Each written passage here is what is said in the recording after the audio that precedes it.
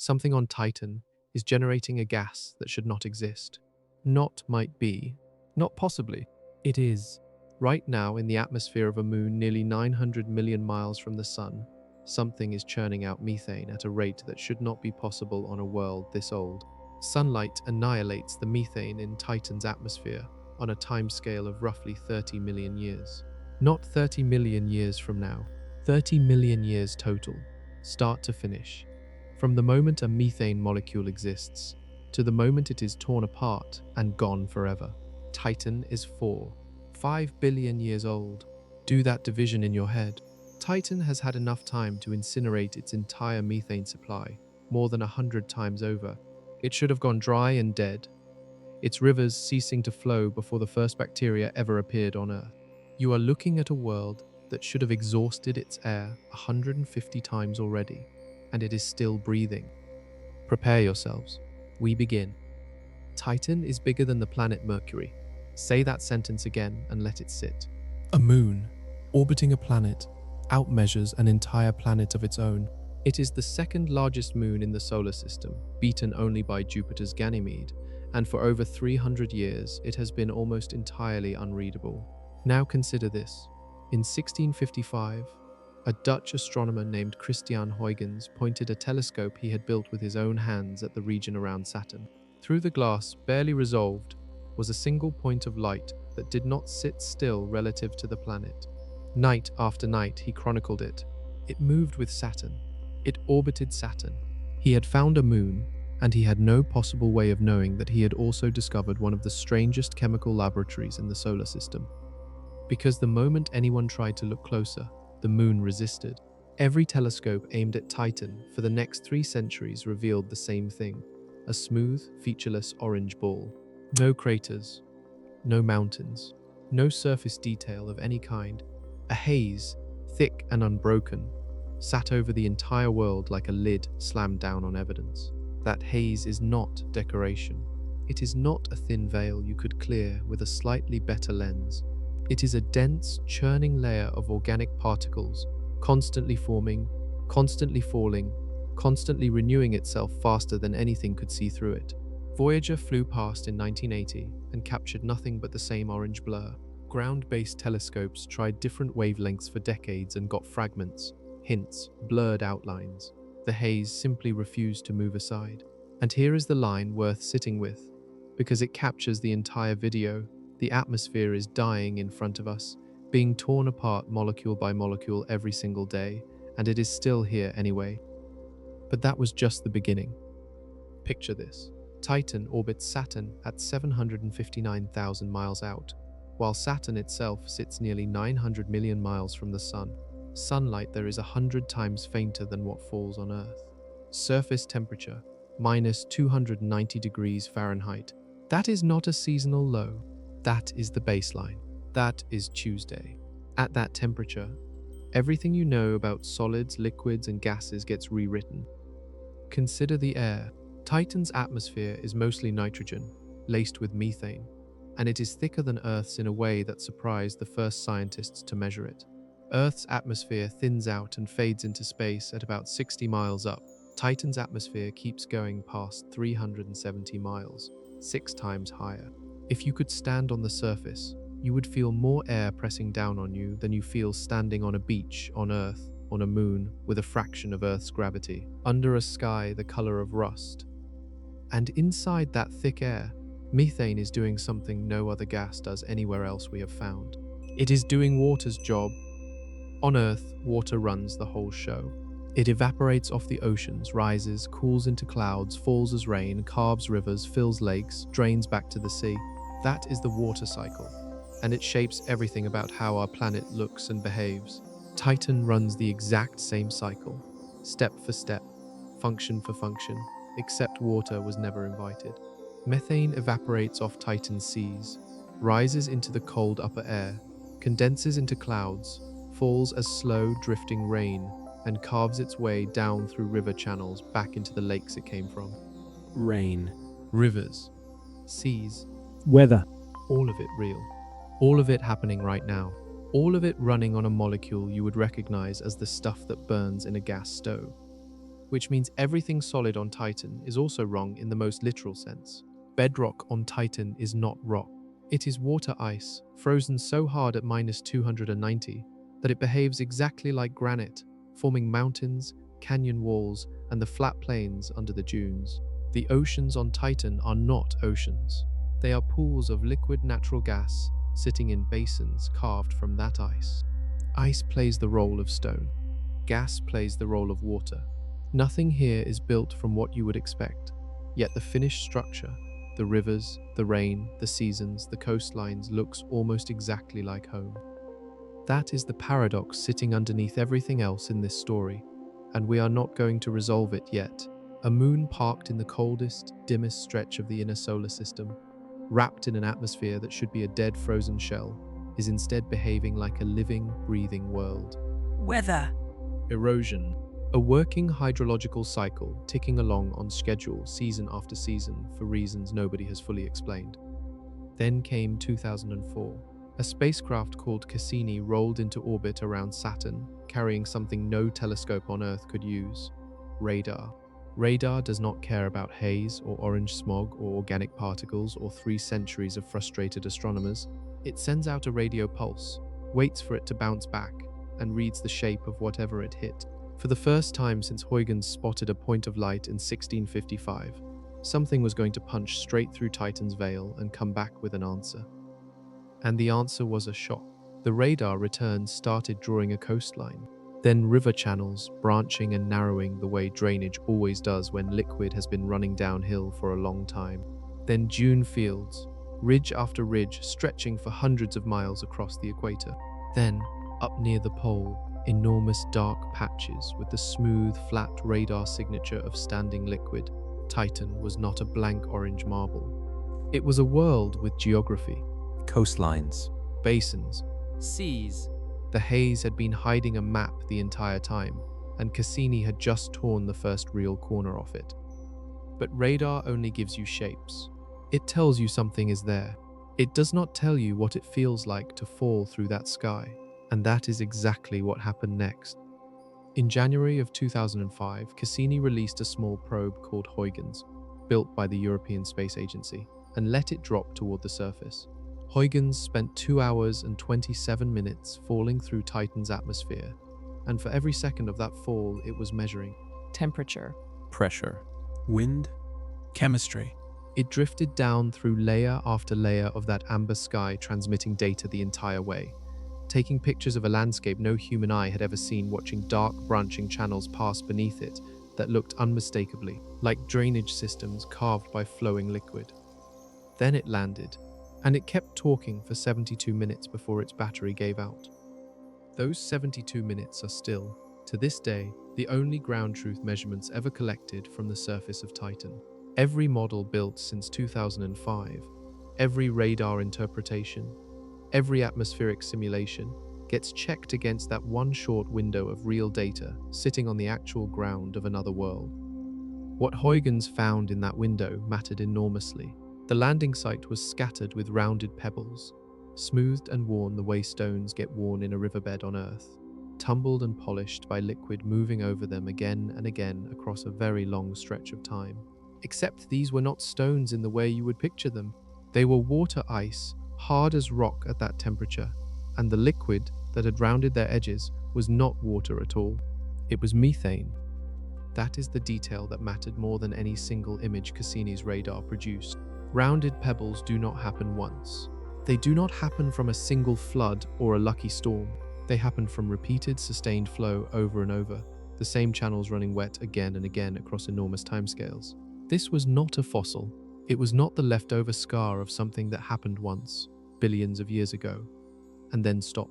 The methane cycle scientists had suspected from a distance was, on the ground, proven real. Titan was not just shaped by liquid in its past. It was still being shaped by liquid now. Follow those channels far enough north, and they all end up in the same place. Kraken Mare. Consider the scale of this body. The largest sea in the outer solar system, it covers more surface than the Caspian Sea on Earth. In its deepest basins, it reaches nearly 1,000 feet. This is no pond, no curiosity. It is a sea in every real sense, resting on a moon 900 million miles from the sun. But that liquid is not water. It is roughly 70% ethane and 30% methane, a heavier hydrocarbon soup than any earthly sea. Ethane resists evaporation more than methane does. Methane rises into the sky, forms clouds, falls as rain, while ethane stays behind. Over billions of years, that imbalance has concentrated the seas toward the heavier compound, which is why Kraken Mare leans ethane heavy today. Here is where it gets uncomfortable, and not for any chemical reason. Stand on the shore of Kraken Mare and look across it. You see something close to a mirror. The waves on this enormous, nearly bottomless Caspian-sized sea rarely exceed half an inch in height. Half an inch. On Earth, wind alone on a body of water that size would throw up swells of several feet, whitecaps rolling in every direction. But on Titan, the thick atmosphere pressing down and gravity at roughly a seventh of Earth's combine to do something almost unnatural to the physics of moving liquid. The air is heavy enough to blunt the wind before it builds real waves. The weak gravity gives the liquid little reason to slosh and pile up. The result is a sea that behaves almost as if it has been paused. Glassy, still, nearly silent. If silence meant anything on a world with no ears to hear it. Kraken Mare is not alone up there. To the south and east sit Ligeia Mare and Punga Mare, both smaller but substantial, confirmed by the same radar passes that first pierced Titan's haze during the Cassini years. Together, these three seas hold the bulk of Titan's surface liquid, clustered mostly in the northern hemisphere, fed by the rivers we just followed downhill, refreshed at least in theory by rainfall, cycling back out of the clouds above them. These seas are not scenery. They are the visible, measurable, physically confirmed engine room of everything strange about this moon. Every drop sitting in Kraken Mare right now is either evaporating into the atmosphere to feed tomorrow's clouds, or it is being slowly depleted by a process happening far above, in a layer of sky where sunlight quietly takes this molecule apart, atom by atom. The seas are where the story becomes visible. What is happening to them? And more importantly, what is replacing what is lost, is where the story turns into a mystery nobody has fully solved. Move south from those seas, down past the rivers, past the icy highlands, and the landscape changes completely as the dark liquid disappears. What replaces it is sand, except calling it sand is almost a lie, because nothing about it comes from rock. This region is called Belet.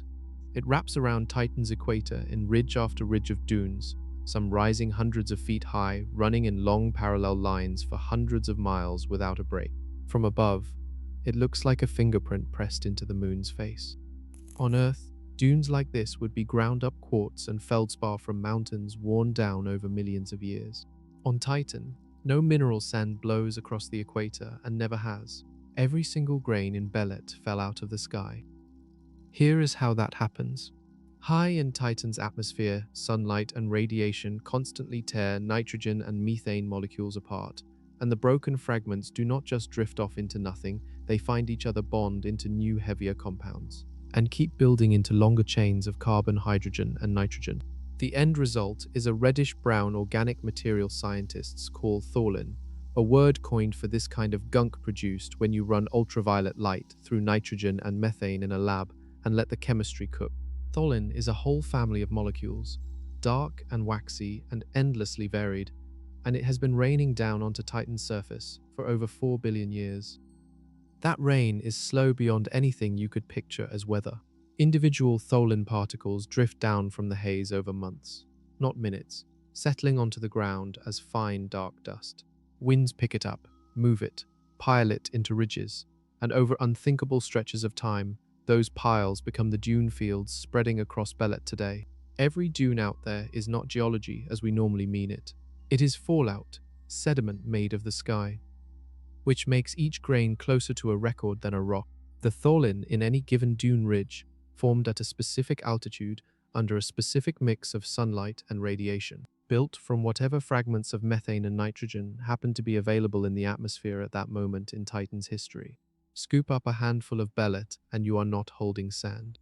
You are holding a compressed timeline of atmospheric chemistry, layer stacked on layer, each one a fossil of a reaction that happened hundreds of miles up and took months to fall. And that is the detail worth sitting with, because it points straight at the engine driving everything else. Every grain in these dunes exists because something in Titan's sky broke a methane molecule apart and never gave it back. The dunes are not just strange geology. They are physical proof, sitting on the ground in ridges you could walk on, proof that Titan's atmosphere has been consuming itself for billions of years. Here is where it gets stranger. Every rocky body in this solar system wears the scars of 4.5 billion years of impacts. Asteroids and comets have rained down on them all, leaving marks that do not fade on their own. Look at the Moon, Mercury, Mars, each one pockmarked from pole to pole, their crusts hammered so thoroughly that scientists use crater counts as a clock. More craters means an older surface. Titan has sat in the solar system exactly as long as any of them, and has taken exactly the same bombardment. So where are the craters? Cassini's radar mapped roughly half of Titan's surface over its years in orbit, tracing coastlines, rivers, dunes, and seas. In all that coverage, the tally of confirmed impact craters came out to fewer than 100, not thousands, not even hundreds. Fewer than 100 on a surface, the size of a continent that has had 4.5 billion years to collect them. Scientists do not call this a mystery so much as a demolition job, and they have traced it to 3 separate mechanisms working in parallel to erase the evidence. Start with the atmosphere. That thick nitrogen blanket stretches hundreds of miles up, and it does more than block telescopes. It burns up incoming debris the same way Earth's atmosphere does, only more aggressively. Smaller impactors that would happily crater an airless moon get slowed, heated, and torn apart before they ever reach the ground. Only the biggest rocks punch all the way through. Next comes liquid. Every river system you have already traced on Titan, cutting canyons and dragging sediment downhill, does not respect old scars any more than it respects anything else standing in its path. A crater sitting near a drainage channel gets its rim worn down, its bowl filled in, and its edges softened until it stops looking like a crater at all. And then there are the dunes. Bellet and fields like it do not just sit still. They bury things. A crater in the equatorial band can vanish completely under a slow, patient accumulation of fallout sand, sealed under ridges that keep building whether or not anyone is watching. Put those 3 erasers together, and you get a surface that is not preserving its own history, so much as writing over it again and again, on a schedule measured in the same tens of millions of years you keep running into. A moon that erases its craters this fast is not a dead rock drifting through the outer solar system. It is a world still doing something right now today, actively overwriting its own past instead of simply carrying it. And erasing a surface like that continuously across that kind of timescale takes energy. It takes a system that is still running, still turning over, still being fed from somewhere. The dunes told you that methane has been dying in the sky for eons. The missing craters tell you something else entirely. Whatever is driving all this renewal has not slowed down once. Somewhere north of Bellet, cutting through the icy highlands on its way to Ligeia Mare, sits a river system called Vid Flumina. It branches like any real drainage system, small tributaries joining into wider channels which then join into something you would call a main stem, if this were a map of Ohio instead of a moon. And where it cuts deepest, the walls it has carved into the ice bedrock run nearly half a mile down. That is roughly the depth of the Grand Canyon, not a small gorge or a drainage ditch, but a canyon on the scale of the one carved by the Colorado River. Except the rock here is frozen water hard enough to behave like granite, and the thing doing the carving is not water at all. It is liquid methane, running downhill again and again over a span of time long enough to cut half a mile straight down into a surface that by every normal rule of geology should be nearly indestructible. But here is where the story turns strange. Vid Flumina is not running all the time. Titan's methane cycle is seasonal, tied to that punishing 29-year orbit around the Sun, and that means the channels spend long stretches sitting completely dry. Years can pass with nothing moving through them. Then a rain event hits, methane clouds building and dumping their load somewhere upstream, and the dry channel goes from empty to violent almost overnight. A flash flood, the same phenomenon you would see in a desert wash on Earth after a sudden storm. except stretched out over Titan's glacial calendar, where sudden means something different, and the liquid involved would kill you on contact. That on and off rhythm matters more than it sounds like it should, because it rules out the laziest explanation for what you're looking at. A canyon like this could in theory be a fossil, a one-time scar left over from some ancient wet period, billions of years ago, when Titan might have had more surface liquid than it does now. Carved once, and then abandoned frozen in place, ever since like a dry riverbed on Mars. That is not what the data shows. The channels are not fossilized. They are episodic. They fill, they flood, they drain, they sit dry, and then the cycle starts again on a schedule tied directly to Titan's seasons. That means this system is being actively fed right now, in whatever season Titan happens to currently be in. This is not leftover geology, it is ongoing geology. A half-mile deep canyon that gets a fresh pulse of erosion every time the clouds decide to let go. Which raises the only question that actually matters here. Carving a canyon like this over and over season after season for as long as this moon has existed requires liquid, consistently and reliably, on a schedule long enough that half a mile of ice bedrock has had time to disappear downstream. Something has to keep putting methane back into that system fast enough to keep feeding it. And that is the same question that has been quietly building under every chapter so far. Prepare yourselves. We begin with the first law of Titan. Every process you have just witnessed traces back to a single molecule, methane, the substance that rules this world. It rains, it floods, and it erodes half-mile canyons into ice bedrock. It evaporates off the seas, forms clouds, and falls back down again. The rivers, the dunes, the smooth pebbles Huygens photographed. All of it is methane doing every job water does on Earth, and doing it alone. Without methane, Titan would be a frozen desert with no rivers, no dunes, no weather, just a sterile ball of ice. Methane is what makes Titan alive. Why methane and nothing else? The answer is simply temperature. At 290 degrees below 0 Fahrenheit, water is locked solid as granite, and ammonia freezes too, along with most other substances that would be liquids on a warmer world. But methane is one of the only common molecules that stays liquid at that exact temperature and pressure. Everything else is solid or gas. Methane threads the needle. That is no coincidence. It is the entire reason Titan has weather at all. And that weather looks nothing like Earth's. Picture rain falling not in a hard vertical drop, but drifting, almost floating, the way snow settles through still winter air.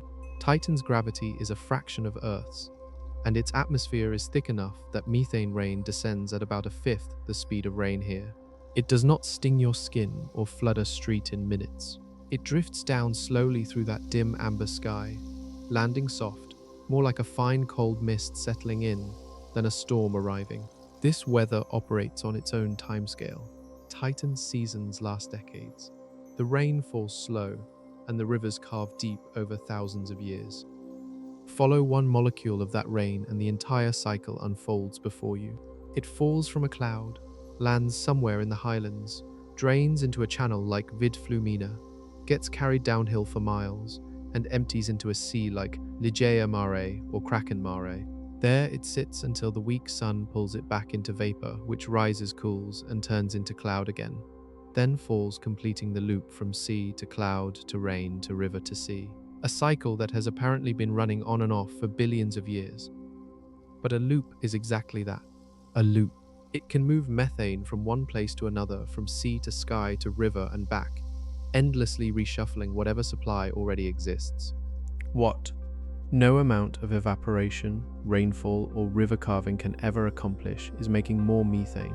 But here is where it gets uncomfortable. Sunlight is always at work breaking methane apart, atom by atom, molecule by molecule. The canyons themselves, carved into ice harder than rock, are written in the landscape of that liquid flow over deep time. But the flow is finite. And that brings us to the number that breaks everything. 30 million years. That is how long it takes sunlight to destroy every trace of methane in Titan's atmosphere, assuming nothing replaces what is lost. Some models push that number down to 10 million. Now consider the scale. Titan is 4.5 billion years old.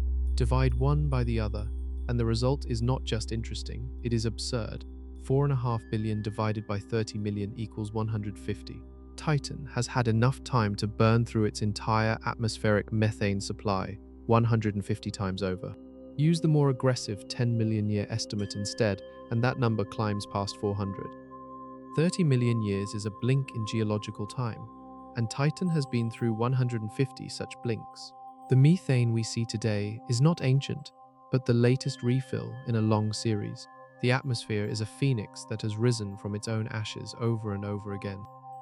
Sit with that for a second. It is not a rounding error, nor a modeling quirk. A better instrument will smooth away. It is the central fact of this entire investigation. Whatever methane exists in Titan's atmosphere right now cannot be the methane Titan started with.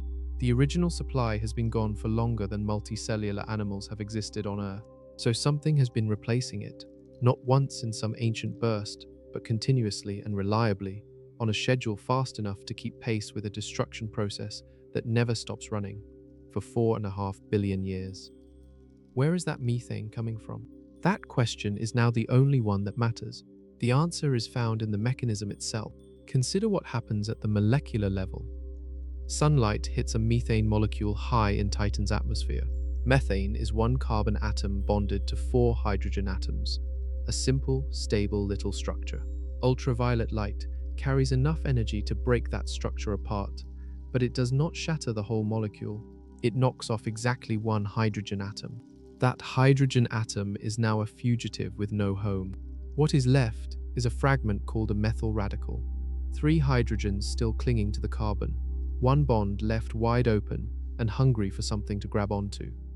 That single hydrogen atom does not settle back down. It is light and fast. In Titan's upper atmosphere, it drifts higher, catches enough energy to outrun the moon's weak gravity, and leaves. Not temporarily, not in some cycle that brings it back around later. It escapes into space and is gone permanently. The same way every other hydrogen atom that has ever made this climb has been gone since the process started. That is the part people miss when they hear methane cycle and picture something closed and self-sustaining, like the water cycle on Earth. Water evaporates, falls, evaporates again forever, losing almost nothing. Methane on Titan does not get that arrangement. Every single time this reaction runs, the moon loses a hydrogen atom it will never see again. The carbon sticks around, locked into heavier compounds, eventually raining down as the tholin we have already traced into the dunes. But the hydrogen is gone, and you cannot rebuild a methane molecule without it. Run that reaction across the entire upper atmosphere continuously for as long as Titan has had sunlight, and you circle back to that number. 30 million years. The full lifespan of Titan's current methane supply, if nothing were replenishing it. But Titan is 4.5 billion years old. Something has been replenishing it, on a schedule fast enough to keep pace for the entire age of the solar system. Where is that replacement methane coming from? That question now drives every remaining investigation. And that is the mystery we must solve. Sunlight is not working alone up there. It has help from Saturn itself. Deep inside Saturn, churning motion generates an invisible bubble of magnetic field lines called a magnetosphere, a bubble large enough to swallow Titan's entire orbit. As Titan moves around Saturn, it spends most of its time inside that field, plowing through a region packed with charged particles, electrons and ions trapped and accelerated by the planet's magnetic grip. Those particles stream along the field lines, and wherever those lines intersect a moon, they pour down into its atmosphere. Titan has no defense. Earth has its own magnetic field, generated by molten iron spinning deep within its core, and that field acts like a shield, deflecting most charged particles before they reach the atmosphere. Titan has nothing like that. No internal dynamo, no magnetic field of its own. Nothing stands between its atmosphere and whatever Saturn's magnetosphere flings around at any given moment. It sits exposed, a bare moon parked inside somebody else's magnetic weather system. The particles hit directly and continuously, and they do not behave gently. Where sunlight breaks a methane molecule apart by knocking loose a single hydrogen atom, these charged particles carry enough energy to shatter bonds outright through a different channel entirely. They slam into methane and nitrogen with enough force to strip electrons away and fragment molecules completely. The chemistry differs in the details, but the result mirrors. Methane dissociates. Nitrogen ionizes. Fragments go flying, searching for something to bond with. Two demolition crews work the same job at once instead of one. That combination creates a layer unlike anything below it. Above the haze, above the region where sunlight alone does most of the damage, sits Titan's ionosphere, a zone thick with charged particles and ionized molecules running hotter and faster than the chemistry happening lower down. It is not a passive layer sitting on top of the action. It is where some of the most aggressive processing on the entire moon takes place. Ions and neutral molecules colliding and recombining into structures more complex than plain photolysis alone tends to produce. Cassini's instruments caught heavy ions up there, built from chains of carbon and nitrogen, stacked far past what a simple methane molecule could account for on its own. So it is not one destruction engine chipping away at Titan's methane supply, but two running in parallel, one powered by the sun, one powered by the planet Titan orbits, both aimed at the same target, both operating around the clock, whether or not sunlight hits that side of the moon at any given moment. But here is where it gets uncomfortable. Give that methane fragment a name, because it is about to become the center of this entire investigation. When sunlight or a charged particle from Saturn knocks a single hydrogen atom off a methane molecule, what remains is called a methyl radical. 3 hydrogen atoms still bonded to a central carbon, and one open connection point where the fourth used to sit. That open bond is not stable. It is not content to drift through the atmosphere doing nothing. A methyl radical is chemically starving. It wants to grab the next thing it touches, and it will latch onto almost anything nearby the instant it gets the chance. That hunger explains why nobody had ever managed to catch one in the act. Think about what it takes to observe something that reacts away in a fraction of a second. Most molecules scientists study in a planetary atmosphere sit around long enough to get measured properly, drifting at stable concentrations, giving instruments time to lock onto their signature. Methyl radical does not offer that courtesy. The moment it forms, it starts hunting for a bond, and somewhere in Titan's cold upper air, it usually finds one within moments. By the time you point an instrument at the spot where it just existed, it has already become something else. You are not looking at a rare molecule. You are looking at a molecule that refuses to hold still long enough to be seen. And yet, scientists have known this thing had to be there for decades, forced by the math rather than any observation. Every step of Titan's atmospheric chemistry, from raw methane at the top of the chain to the heavy organic compounds settling out as tholin at the bottom, requires an intermediate. Something must sit between the simple starting molecule and the complicated finished product. You cannot get from methane, 1 carbon and 4 hydrogens, to the tangled multi-atom hydrocarbons drifting down to build Titan's dunes without something happening in between. The models all pointed to the same missing piece. Methyl radical had to be there, acting as the connective tissue of the entire reaction chain, the bridge between the simplest molecule in Titan's air and the staggering chemical complexity piling up on its surface.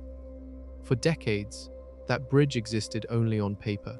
Researchers could write out the reaction pathway from one end to the other, confident in every step, and still never actually observe the molecule doing the connecting. It was the theoretical hinge holding together a chemistry chain everyone accepted must be true, sitting just outside the reach of every telescope and every spectrometer aimed at Titan from Voyager onward. You could calculate its presence, but never confirm it. That is the position the science was stuck in for a generation. A moon slowly losing its methane supply to a destruction process built on a molecule nobody had ever directly seen. A bridge everyone believed was there, standing in blueprint form, unconfirmed by evidence, waiting for an instrument sharp enough and fast enough to catch a fragment of methane in the exact instant before it reacted away into something else.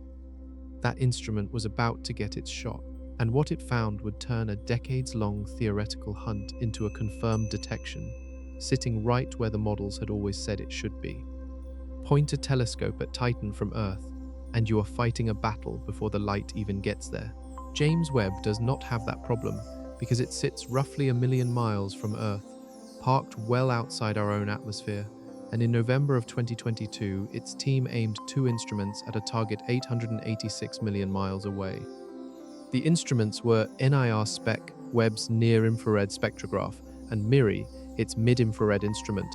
Together, they cover a stretch of the light spectrum built for reading chemical fingerprints, the exact wavelengths where a molecule like methyl radical would leave a signature if it left one at all. Point that combination at Titan, and you're not just looking for a picture. You are looking for a signal buried in the light itself, a spike or dip at one precise wavelength that says, unmistakably, this molecule was here. From the ground, nobody had managed this, and here is why. Earth's own atmosphere is soaked in water vapor, which absorbs a huge slice of the infrared spectrum, including the exact wavelengths you would need to catch something as faint as methyl radical drifting through Titan's stratosphere.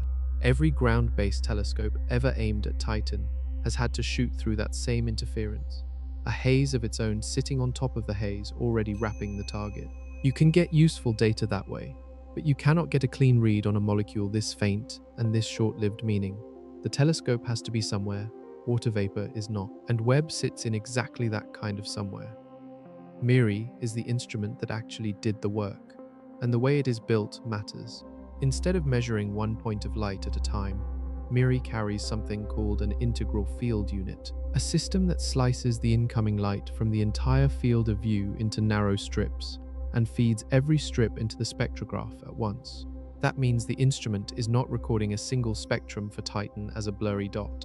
It is recording a full spectrum for every pixel across the image simultaneously, stratosphere and lower atmosphere, and everything in between, all captured in the same exposure. For a target as faint and as fast-changing as methyl radical, that matters enormously. You are not choosing one spot and hoping it is the right one.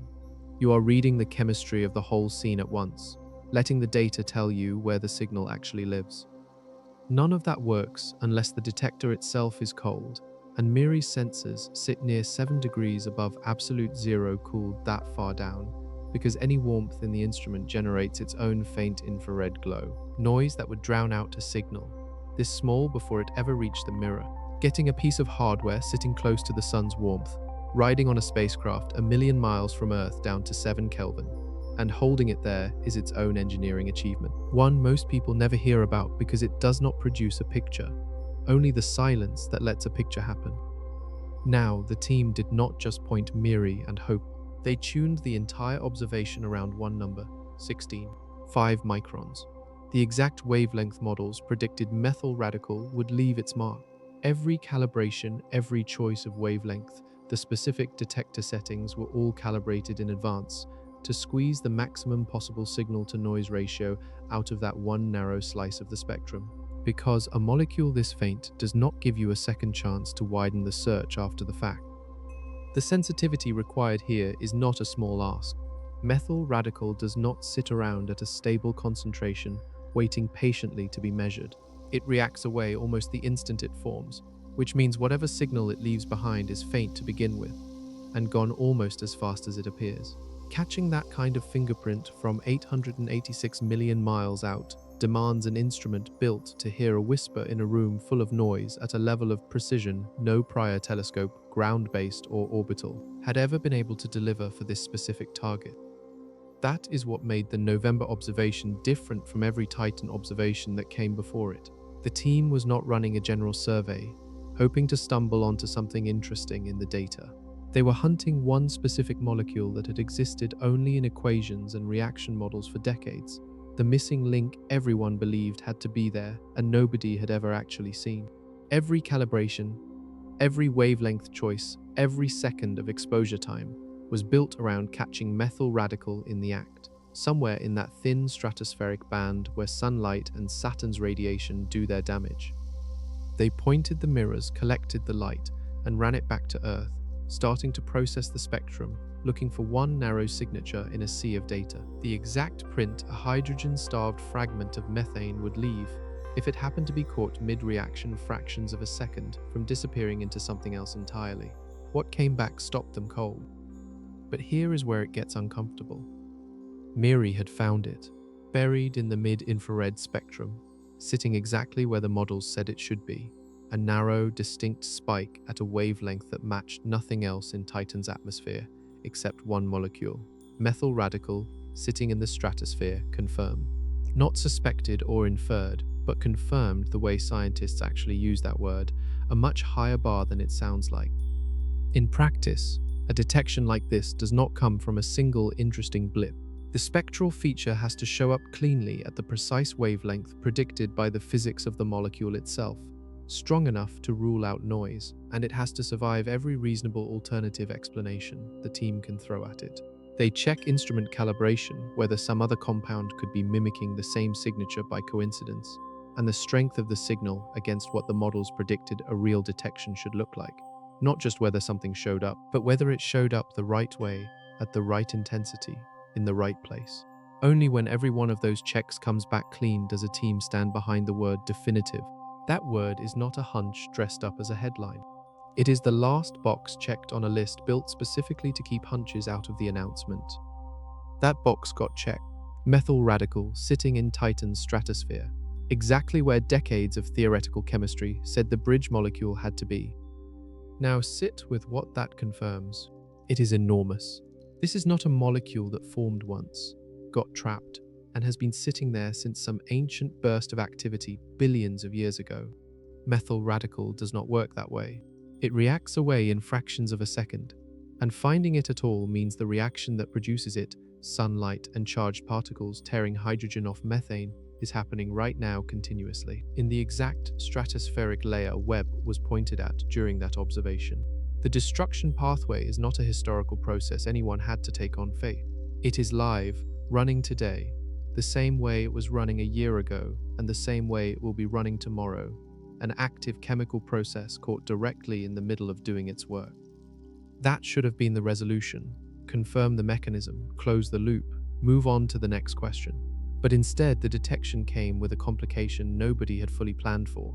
Methyl radicals showed up rarer and more fleeting than most models expected, with the concentration Webb actually measured sitting below what a lot of standard photochemical models had predicted for this altitude and this point in Titan's seasonal cycle. The molecule's signature suggested it was surviving an even shorter window before reacting away than the calculations had assumed. This detail is not small. If methyl radical is scarcer than expected, it means it is being consumed even faster than the models accounted for, snapped up almost instantly by whatever it collides with next, barely lingering long enough to leave the faint signature Webb managed to catch. A destruction pathway that is more efficient than assumed does not ease the pressure on Titan's methane supply. It tightens it. The confirmation did not resolve anything. It sharpened it. Scientists went looking for proof that the destruction mechanism was real, and they got exactly that. Along with a second piece of information nobody had ordered, the mechanism appears to be running harder than the math already said was unsustainable. The crime scene just got more active than the models predicted, and the question of who is replacing what is lost grew only louder. Here is the logic, and it does not follow the path you expect.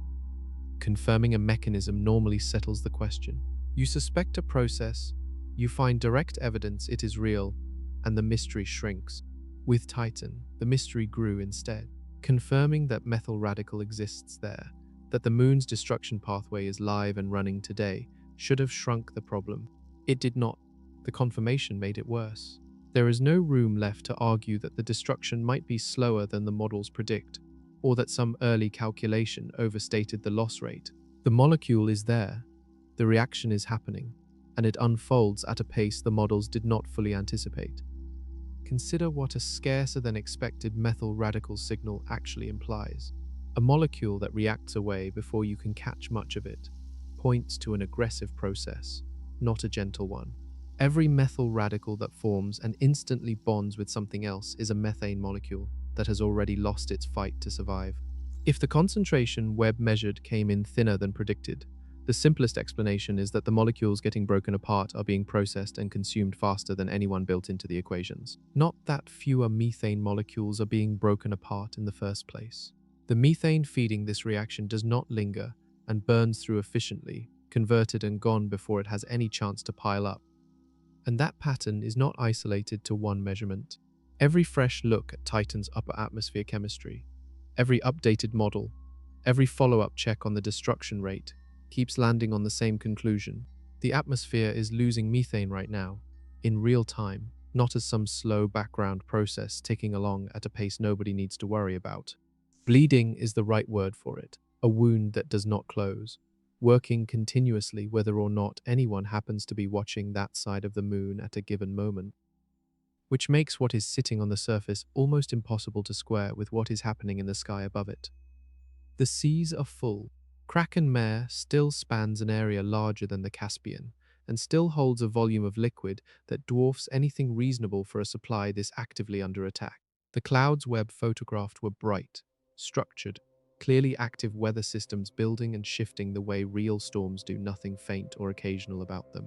And the rain is still falling, drifting down through that amber sky exactly the way it has, for as long as anyone has been able to observe it, feeding rivers that are still carving canyons, still flooding on schedule, still doing the work of an ongoing hydrological cycle rather than a dying one.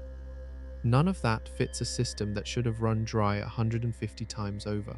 And now the confirmation everyone wanted has only sharpened that contradiction instead of resolving it. The destruction mechanism is real, active and more efficient than expected, and still, none of it explains why there is anything left to destroy. This is where the case stands. The crime scene is confirmed, the weapon identified, the timeline locked down to the minute. What is still missing is the one thing that actually matters: a suspect. There is nobody in custody, just a scene that keeps producing more evidence of a killing with no explanation for how the victim keeps coming back. The same November observation that caught methyl radical caught something else entirely, sitting lower in the atmosphere, nowhere near as faint or fleeting. Two bright clouds, unmistakable against the darker background of Titan's disk, one directly over the North Pole, parked above Kraken Mare, and the other near the equator, far from any sea at all. Start with the one over Kraken Mare, because that is the one that matters most. A cloud does not just appear over open liquid for no reason. It forms because something below it is evaporating, rising, cooling, and condensing back into droplets, dense enough to reflect light strongly enough for an infrared camera almost 1 billion miles away to pick it out clearly. Seeing that cloud sitting exactly where Titan's largest sea spreads out across the pole is not a coincidence. It is a direct line from liquid to vapor to visible weather. Caught in the act, real-time evaporation feeding a real-time cloud sitting right on top of the exact reservoir that supplies it. That alone would have been worth the observation. But the team had a problem. Webb does not linger. Other researchers around the world had booked time on the telescope, and the schedule was tight enough that Webb had already moved on to a different target within a day of catching those two clouds. If the team wanted to know whether what they had just photographed was changing, evolving, behaving like actual weather instead of some fixed haze pattern, they needed a second look, fast, and they were not going to get it from Webb. They called Keck instead, the observatory sitting near the summit of Mauna Kea in Hawaii, high enough above most of the atmosphere's water vapor to get a clean infrared read of its own. 48 hours after Webb's original images, Keck pointed at Titan and captured the same two clouds again. They were still there, but they were not the same. The cloud over the pole had shifted position and reorganized its internal structure, parts of it thickening while other sections spread thinner and wider. What had looked like one dense, compact mass in the Webb images had visibly rearranged itself in less than 2 days. The equatorial cloud had moved too, carried by wind, sitting in a different spot relative to the surface features beneath it. That speed is what actually rattled the people studying this data. Titan moves on a calendar built for patience. A single season out there lasts about 7 Earth years. Scientists expected weather to match that pace, shifting gradually over weeks or months, not visibly restructuring itself in a 48-hour window. Watching a cloud system reorganize that fast, on a moon assumed to operate closer to geological time than meteorological time, forced a reassessment of just how energetic Titan's lower atmosphere actually is. Which leaves you with two separate processes running at once, both caught on camera within days of each other. Up in the stratosphere, methane is getting torn apart by sunlight and radiation, converted into methyl radical and gone for good. Down below, methane is being pulled up out of the seas fast enough to build storms that visibly change shape in under 2 days, burned in the sky and lifted from the surface, both happening simultaneously, both demanding a supply from somewhere to keep running. Prepare yourselves. We begin. For 13 years, Cassini circled Saturn, passing Titan 127 times. Not once did the spacecraft aim a camera during those flybys. Each pass measured something else. The faint gravitational tug Titan exerted as Cassini hurtled past. Gravity is never uniform across any body. It maps the distribution of mass inside. By tracking how that pull shifted, by fractional changes in velocity from one pass to the next, scientists reconstructed a picture of the moon's interior without ever touching its surface. What they found was not drift, but shape change. Saturn's gravity does more than maintain Titan's orbit. It crushes the moon, pulls it, flexes it. Every large body deforms under its parent's influence. But as Titan travels its elliptical path, the direction and strength of that pull constantly shift. The moon's shape responds, bulging towards Saturn at one point, relaxing at another, a rhythmic pulse synchronized to its orbit. Cassini measured that flex directly. Titan's surface rises and falls by roughly 30 feet each orbit, expanding and contracting in a cycle the spacecraft could feel as it passed. The same distortion that altered Cassini's trajectory revealed the interior's softness. That number does not fit a solid moon. If Titan were rigid throughout, ice and rock locked as one, it would resist that squeeze. It might flex a little, but only a fraction of what Cassini recorded. 30 feet of rise and fall demands something inside that can shift, give way, move under pressure. The only structure that matches is a moon with a liquid layer beneath its outer shell, a layer so soft it lets the entire body bend beyond what solid ice could ever manage. Picture this: a hard-boiled egg and a raw one, each set spinning. Tap the hard-boiled egg. It stops instantly, because everything inside is solid, moving as one. Now the raw egg. Tap it, and it wobbles, keeps spinning even after your hand has stopped, because the liquid yolk and white continue sloshing inside a shell that has already stopped. That wobble is not a flaw. It is proof. Something loose moves inside a shell, not locked to it. Titan's response to Saturn's gravity mirrors the raw egg. Its outer ice shell and the interior are not fused as one rigid unit. They act like separate layers, one solid, one capable of shifting, flexing against each other in a way that only makes sense if liquid is trapped between them. Compare that to our own moon, visible on any clear night. It experiences the same kind of tidal squeezing from Earth, but it barely moves. No measurable flex, no wobble. Its interior is rock solid, crust to core, with no soft layer to allow sliding. A tidal force pulls, the body deforms slightly, and then relaxes. Nothing keeps moving after the outside stops. Titan's 30 feet of rise and fall does not happen on a body built like that. It happens on a moon with something liquid sealed inside. Europa tells a similar story, but through a different detection. Out at Jupiter, Europa flexes under its own tidal stresses, but the evidence for its ocean did not come from gravity tracking. It came from magnetometry. As Europa moves through Jupiter's immense magnetic field, a salty conductive ocean under its ice generates an induced magnetic field of its own. The spacecraft flying past detected that induced signal. Salt water conduct. Solid ice does not. The induced field was the unmistakable fingerprint. Titan does not offer that same fingerprint. It sits mostly outside Saturn's magnetic field, and its ocean, if it exists, is a poor conductor. Likely a weak ammonia water brine rather than a salty conductor. So Cassini's team used a different method, Doppler tracking. Every flyby shifted the radio signal's frequency, just like a passing siren changes pitch. Titan's gravity pulled Cassini, speeding or slowing it by fractions of an inch per second, and those tiny shifts in frequency encoded the interior structure. Measure that shift precisely enough, across enough flybys, and you reconstruct how Titan's mass is distributed and how that distribution moves. Two different methods, magnetic induction at Europa and Doppler tracking at Titan, point to the same conclusion: something liquid, sealed under solid ice, altering the physics of the whole moon in ways a solid body cannot. Here is where it gets uncomfortable. The conclusion is not a maybe. It is as close to certain as indirect measurement can achieve. Titan almost certainly hides a global ocean of liquid water, sealed under its icy crust, sitting exactly where that 30-foot flex demands something soft. Consider what that means. An entire ocean, global, buried, never touching sunlight, yet existing in the outer solar system. That alone rearranges what we think we know about where liquid water can survive. What does that hidden ocean actually look like, buried inside the moon instead of sitting on its surface? We must descend into the interior, start at the center, and work outward. Titan's core is rock, dense and solid, the same silicate material found at the heart of any rocky body. Around that core lies a layer of ice, but not the familiar kind. Under crushing pressure, water ice transforms into a high-pressure crystalline form. Still solid, still water, but packed so tightly it behaves more like rock. Above that high-pressure ice sits the layer that changes everything. Liquid water, the ocean Cassini's gravity data revealed, sandwiched between two solid layers. Above the ocean, another ice shell, ordinary this time, forming the outer crust.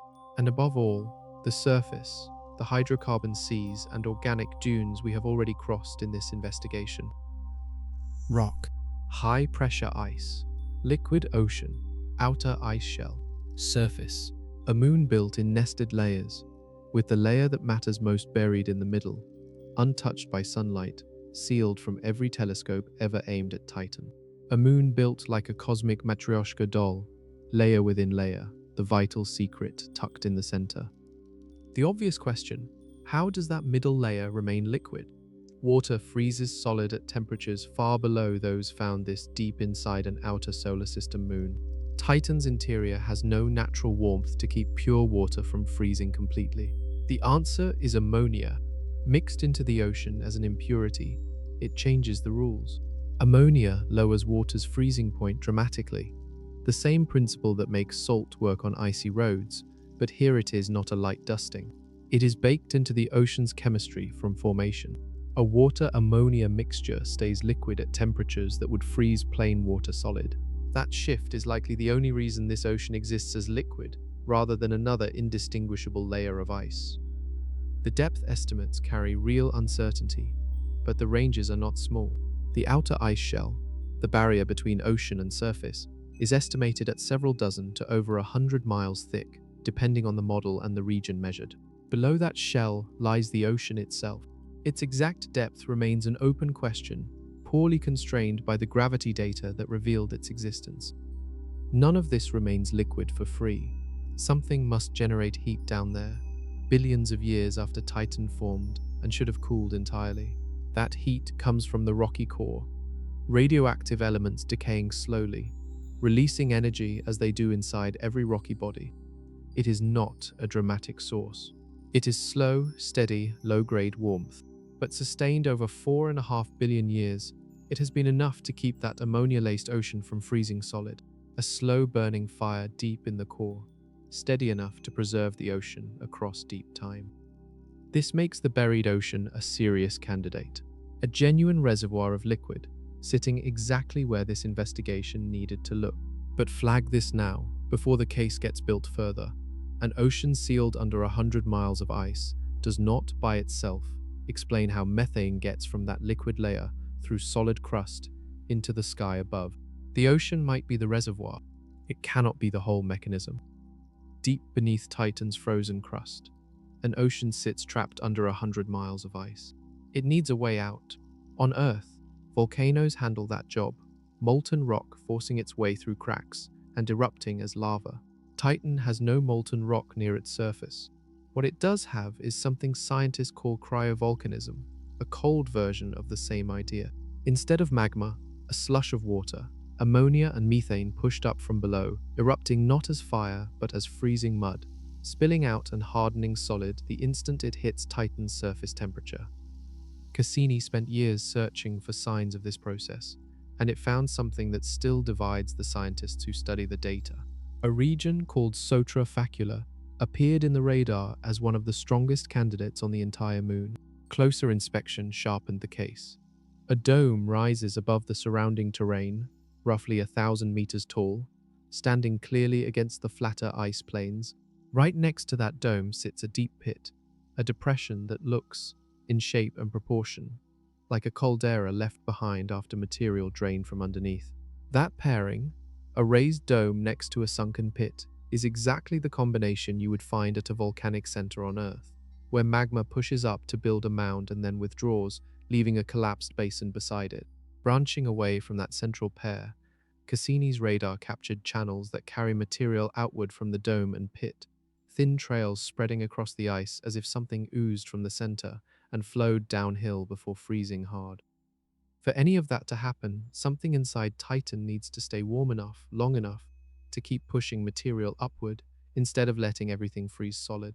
The leading explanation is tidal heating, and the mechanics come straight from orbital geometry. Titan's orbit around Saturn is slightly elongated, so the distance between them shifts constantly through each orbit, closer at some points, farther at others. Saturn's gravity does not pull evenly along that path. Squeezed harder at one point and released at another, the Moon does not sit passively.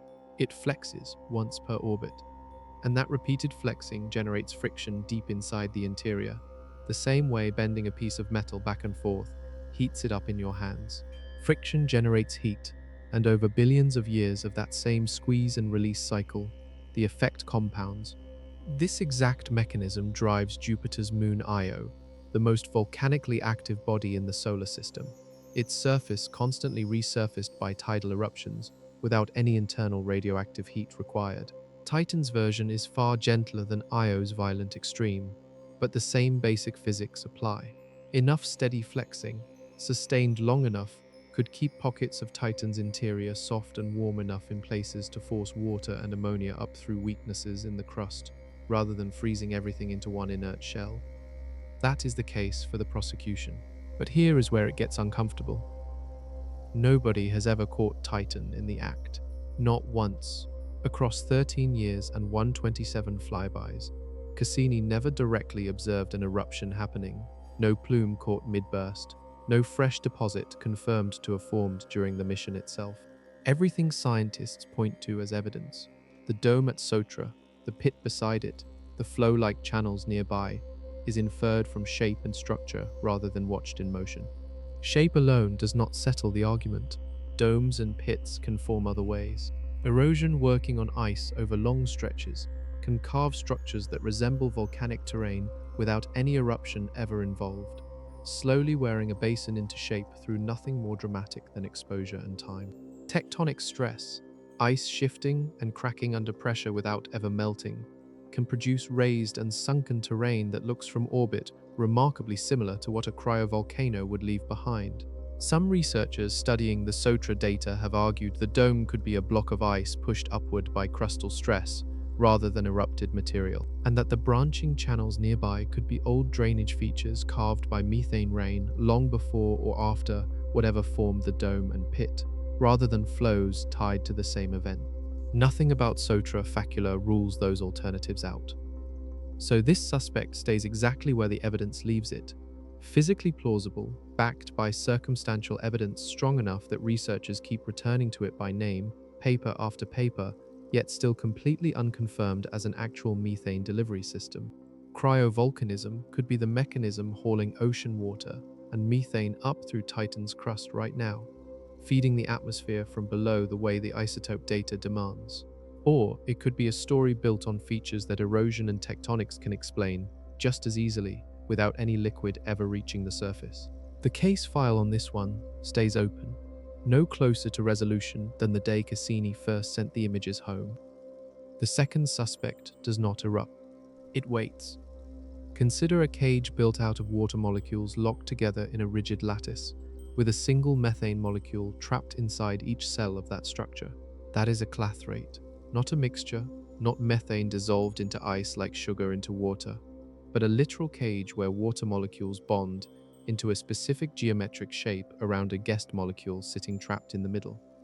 Look closer at the geometry, because the geometry is the whole reason this structure holds together. Water molecules link up through hydrogen bonds into repeating polyhedral shapes, small cages built from rings of 5 or 6 water molecules each, some forming 12-sided cells, others larger, stacking into a crystal lattice that looks nothing like ordinary ice under a microscope. Ordinary ice is water molecules packed into a simple repeating grid. A clathrate is architecture, Each cage is a sealed room, and sitting in the middle of that room, held there by nothing but the shape of the walls around it, is one molecule of methane, compressed by the cage itself to pressures far beyond what methane would ever need to stay put on its own. Break one cage and you release one trapped molecule. Break a slab of them and you release whatever has been sealed inside for as long as the structure has existed. These structures need specific conditions, cold and high pressure, the kind of environment you would expect in a crust squeezed between an icy surface and a buried ocean on a moon like Titan, which is exactly where the leading models place them, sitting throughout Titan's outer shell, layer after layer, structurally distinct from ordinary ice, but visually almost impossible to tell apart without cutting one open. If Titan's crust is full of this material, then the crust itself is not just an ice wall keeping the ocean sealed from the sky. It is a reservoir, packed with methane, held in place cage by cage for as long as the pressure and temperature stay right. Toby and his colleagues published the modeling behind this idea, and their paper remains one of the most cited explanations in this entire investigation, referenced again and again by nearly every later study that tries to account for Titan's methane supply. Their argument runs like this: methane does not need to erupt from Titan in one dramatic burst, tied to some ongoing cryovolcanic event happening right now, at this moment, somewhere on the surface. It can leak out episodically, in irregular pulses, whenever conditions inside the crust shift enough to destabilize a pocket of clathrate and release what is trapped inside. That destabilization needs a trigger, and the model points to a warm ice diapir. Picture a blob of slightly warmer ice buoyant, relative to the colder material around it, slowly rising through Titan's crust, the way a warm air bubble rises through cold water, just unimaginably slower, moving on a timescale measured in tens of thousands of years rather than seconds. As that warm diapir pushes upward through the crust, it carries heat into whatever clathrate structure happens to sit in its path. The cages were built to hold their shape at a specific temperature and pressure, nothing more. Push the surrounding ice past that threshold, and the hydrogen bonds holding the lattice together start to fail. The polyhedral cell collapses. The methane trapped at its center is no longer held in place by anything, and it is free to migrate upward through whatever cracks and weaknesses sit in the crust above, working its way toward the atmosphere one released cage at a time. That mechanism has a real advantage. The cryovolcanism suspect does not. A rising diapir cracking open a buried clathrate cage does not need to leave an obvious surface signature. No eruption plume required. No lava-like flow feature that has to show up in radar data for the mechanism to be working. This process can run quietly for tens of thousands of years at a stretch, releasing methane gradually as diapirs rise and clathrates break apart at various points across the crust, all without producing anything Cassini would have necessarily flagged as unusual. Given how ambiguous Titan's surface geology already is, how many features scientists still cannot confidently sort into volcanic, tectonic, or erosional categories? A mechanism that does not require a smoking gun on the surface fits the available evidence as comfortably as anything on this list. But one challenge stands unresolved. No clathrate layer has ever been directly detected, not by Cassini's radar, not by any instrument that has ever studied Titan from orbit or from the ground. Every part of this case rests entirely on inference, on models that say the crust should contain clathrates given the pressure and temperature down there, and on the argument that clathrate destabilization is one of the few mechanisms that explains the methane supply without leaving evidence behind. That absence of direct evidence is not a flaw unique to this suspect. It is the whole problem. Nobody has ever drilled into Titan's crust and pulled out a sample. This entire case file rests on a structure nobody has touched, inferred from physics and defended on paper, sitting somewhere in the dark, entirely unconfirmed. The third suspect does not erupt and does not wait in a cage. It cooks. Go back to Titan's rocky core, the layer at the center of all those nested shells. In Titan's early history, before the outer layers sorted themselves into the neat structure, Cassini's gravity eventually revealed water likely reached all the way down to that rock, touching it directly rather than sealed away above a buried ocean the way it sits today. And when water meets certain kinds of rock, the reaction that follows does not need a spark, a catalyst, or any outside push to get going. Look closer at what that rock actually is.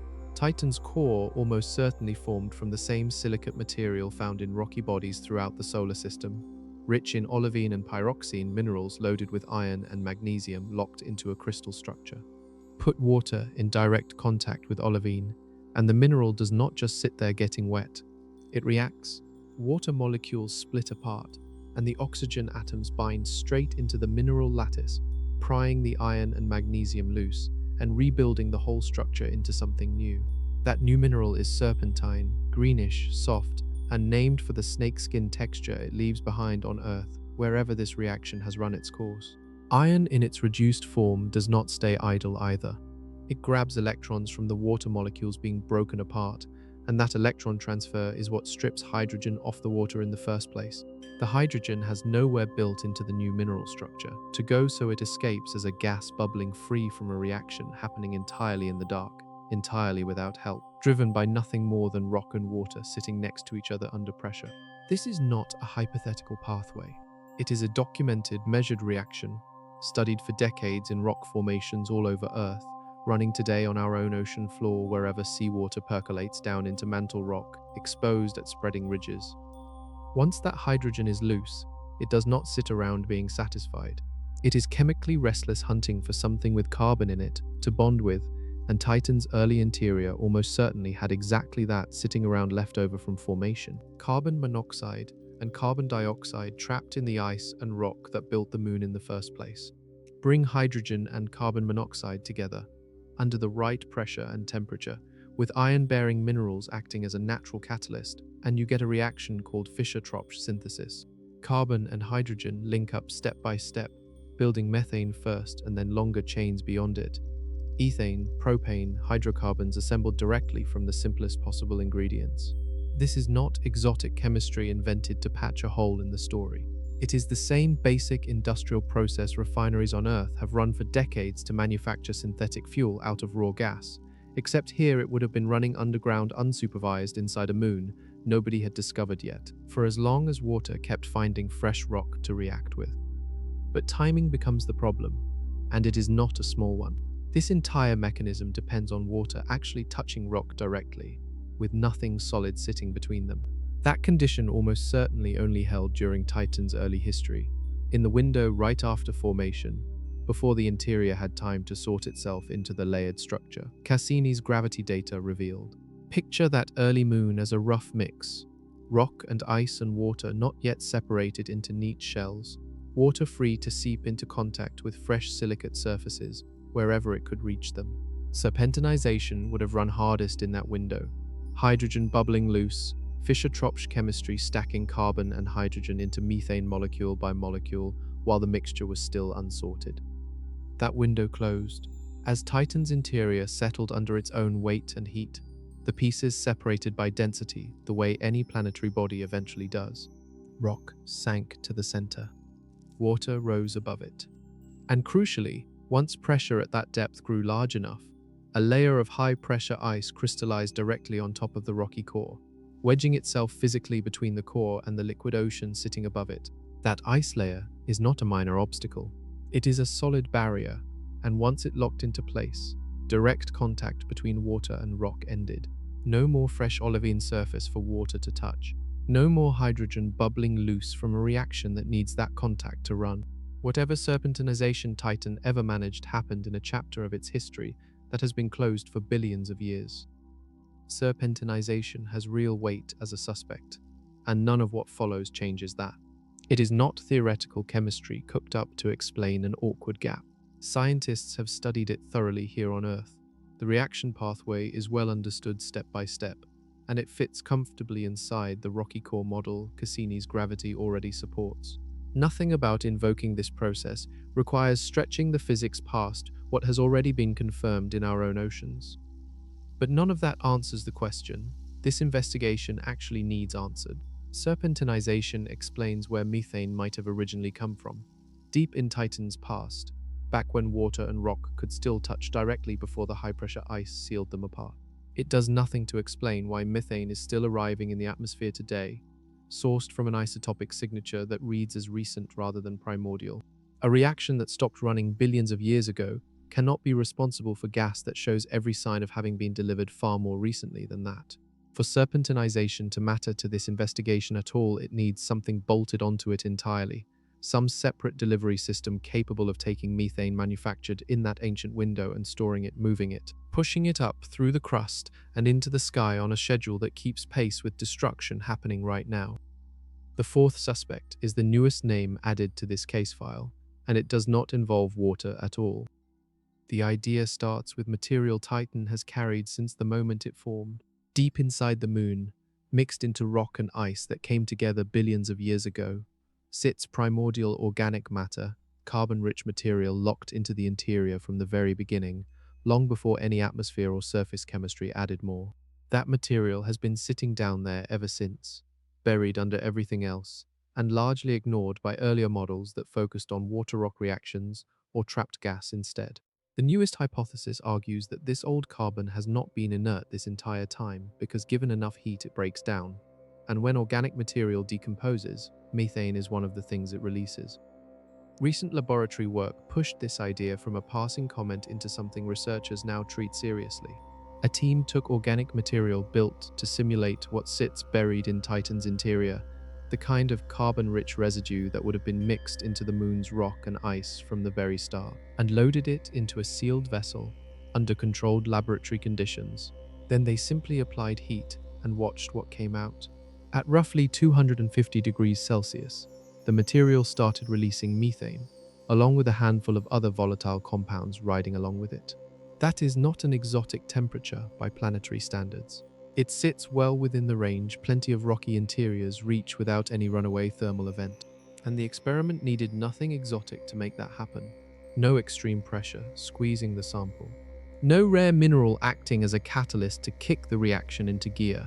Sustained heat applied to old carbon was the entire recipe, and methane came out the other side, confirmed in a lab rather than modeled on paper. That simplicity is what separates this suspect from every other name on the list. Serpentinization needs water touching rock directly, a specific chemical handshake between olivine and liquid that only works under precise conditions. Clathrates need methane trapped inside a cage of water molecules, held in place by pressure and temperature just so, and then need something to come along and crack that cage open.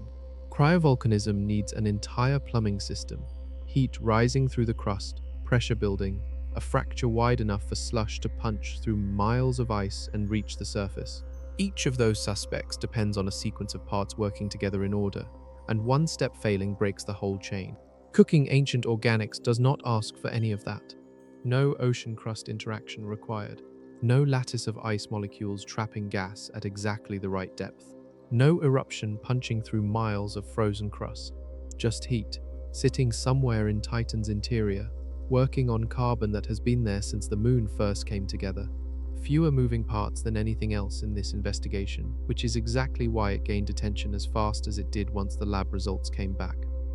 But the appeal runs straight into a wall, and the wall is temperature. Every model of Titan's interior, built from Cassini's gravity data, describes a moon that is relatively cool and low energy from the core outward. Nothing like the kind of environment that easily sustains 250 degrees Celsius anywhere in significant volume. The heat source available inside Titan comes from radioactive decay, working slowly inside the rocky core, the same way it does inside every rocky body in the solar system. That decay is modest by design. It is enough, over 4.5 billion years, to keep an ammonia-laced ocean from freezing solid. But keeping an ocean liquid and cooking solid organic material into releasing methane are two entirely different bars to clear. The first only needs to nudge water past its freezing point by a few degrees. The second needs sustained, concentrated heat, not a gentle background warmth spread thin across an entire core. Whether Titan's interior actually reaches 250 degrees anywhere, and whether it reaches that temperature across enough volume of buried organic material to matter for the whole atmosphere, is a question nobody has answered yet. The lab proved the chemistry works. It did not prove Titan's interior ever gets hot enough, in enough places, for long enough, to run that chemistry for real. This suspect is the newest name on the list, and the least settled one, built on a genuinely interesting lab result rather than years of modeling consensus. The evidence is still arriving. Nobody is ready to close this file one way or the other. 4 suspects, 4 case files, each carrying real evidence, each carrying a real whole. Here is what the experts do not say into the microphone. None of them has won. Cryovolcanism relies on dome shapes nobody has watched erupt. Clathrates remain a reservoir nobody has ever touched, defended entirely on models. Serpentinization is chemically sound but stuck explaining a past that does not connect to a present. And the newest suspect, cooking old carbon on a lab bench at a temperature Titan's interior may never reach, survives contact with the evidence. But none of them survives contact with all of it. Here is how the people who actually work this problem think about it, and it is not by picking a winner. They pull pieces from different suspects into a single hypothesis. Serpentinization, or the newer idea about ancient organics decomposing under heat, becomes the origin event, the process that first built the methane deep in Titan's past. Clathrates become the reservoir, holding that methane inside the crust for millions of years until something disturbs it. And cryovolcanism, the slower version involving warm ice diapirs rising through the crust, becomes the release mechanism, moving stored methane from the reservoir into the sky. Origin. Storage? Release. 3 suspects, 3 roles combined into one theory because no single suspect can carry the whole case alone. Alongside all this sits a quieter alternative, one without bursts or eruptions or diapirs rising in slow motion. Some researchers argue methane does not need a dramatic release event at all. It could simply diffuse, leaking molecule by molecule through a crust that is cold and stiff, rather than soft and mobile, seeping upward at a low, steady rate, instead of arriving in episodic pulses tied to some geological trigger. Just a slow bleed through solid ice, patient enough to match the isotopic clock without ever announcing itself as an event. No eruption required, no diapir needed. Sit with how uncomfortable that actually is. This is not one lab holding a fringe idea against a settled consensus everyone else has moved past. It is multiple credible research teams, publishing in the same journals, building models on the same Cassini data, arriving at different combinations of the same 4 or 5 ingredients, and calling each one the leading explanation. Nobody is bluffing. Nobody is saving a smoking gun for later. The disagreement is real, and it comes from people who have spent careers on exactly this question. This is the part of the story where the experts stop pretending they agree. Follow this to its actual conclusion. Say the supply stops tomorrow, for reasons nobody can predict any better than they can currently confirm the mechanism itself. Nothing happens immediately. That is the part worth sitting with. The orange haze does not vanish overnight. The seas do not dry up in a season. What happens instead is a long, grinding decline, running on the same tens of millions of years clock that governs the destruction side of this whole story. The haze thins first, as fewer fresh methane molecules climb high enough to keep feeding the photochemistry that builds it. The clouds over Kraken Mare weaken next, smaller, less frequent, because less methane sits in the seas to evaporate and lift skyward. The rivers carving through ice bedrock start running dry more often than they run full until eventually they stop running at all. And the seas themselves, Kraken, Ligeia, Punga, slowly shrink, not because anything dramatic pulls the liquid away, but because evaporation and photochemical loss keep taking without anything left to replace what is gone. But here is where this reframes everything we have covered so far. What if that decline is not a future Titan is heading toward? What if it is a past Titan has already lived through, more than once? Some models built to test this directly reveal Titan's methane-rich atmosphere is not a permanent fixture at all, but one epoch inside a longer repeating pattern. These models describe stretches of Titan's history where methane was absent, where the atmosphere had already ground through a dry phase and settled into pure nitrogen. In that kind of atmosphere without methane to condense and rain down nitrogen itself, could take that roll cold enough at Titan's surface to condense out of the sky and fall as nitrogen rain, running its own weather cycle on a world stripped of the chemistry we have been following the entire investigation. Which means Titan does not run on a single, continuous methane supply, stretching unbroken across 4.5 billion years. It cycles, wet active eras where methane fills the seas and drives weather the way it does today, followed by dry, quiet stretches where the atmosphere settles into mostly nitrogen, No seas, no rivers, no orange haze building overhead. Back and forth, over spans of hundreds of millions of years, however many times this pattern has already repeated since Titan first formed. Which means the moon you have been looking at this whole investigation, the seas, the clouds, the rivers still carving ice, might not be Titan's steady state at all. It might be a brief, active chapter, one wet season out of many, sitting inside a much longer, much quieter story that mostly runs dry. Forget the ocean for a moment. Forget the clathrates and the diapirs rising in slow motion through the crust. Look up instead, back at the sky. The same methyl radical that JWST caught in Titan's stratosphere does not vanish once it forms. It builds. That single fragment, methane -1 hydrogen atom, is chemically desperate to bond with whatever it touches. It does not sit still long enough to be lonely. Two methyl radicals collide and lock together into ethane.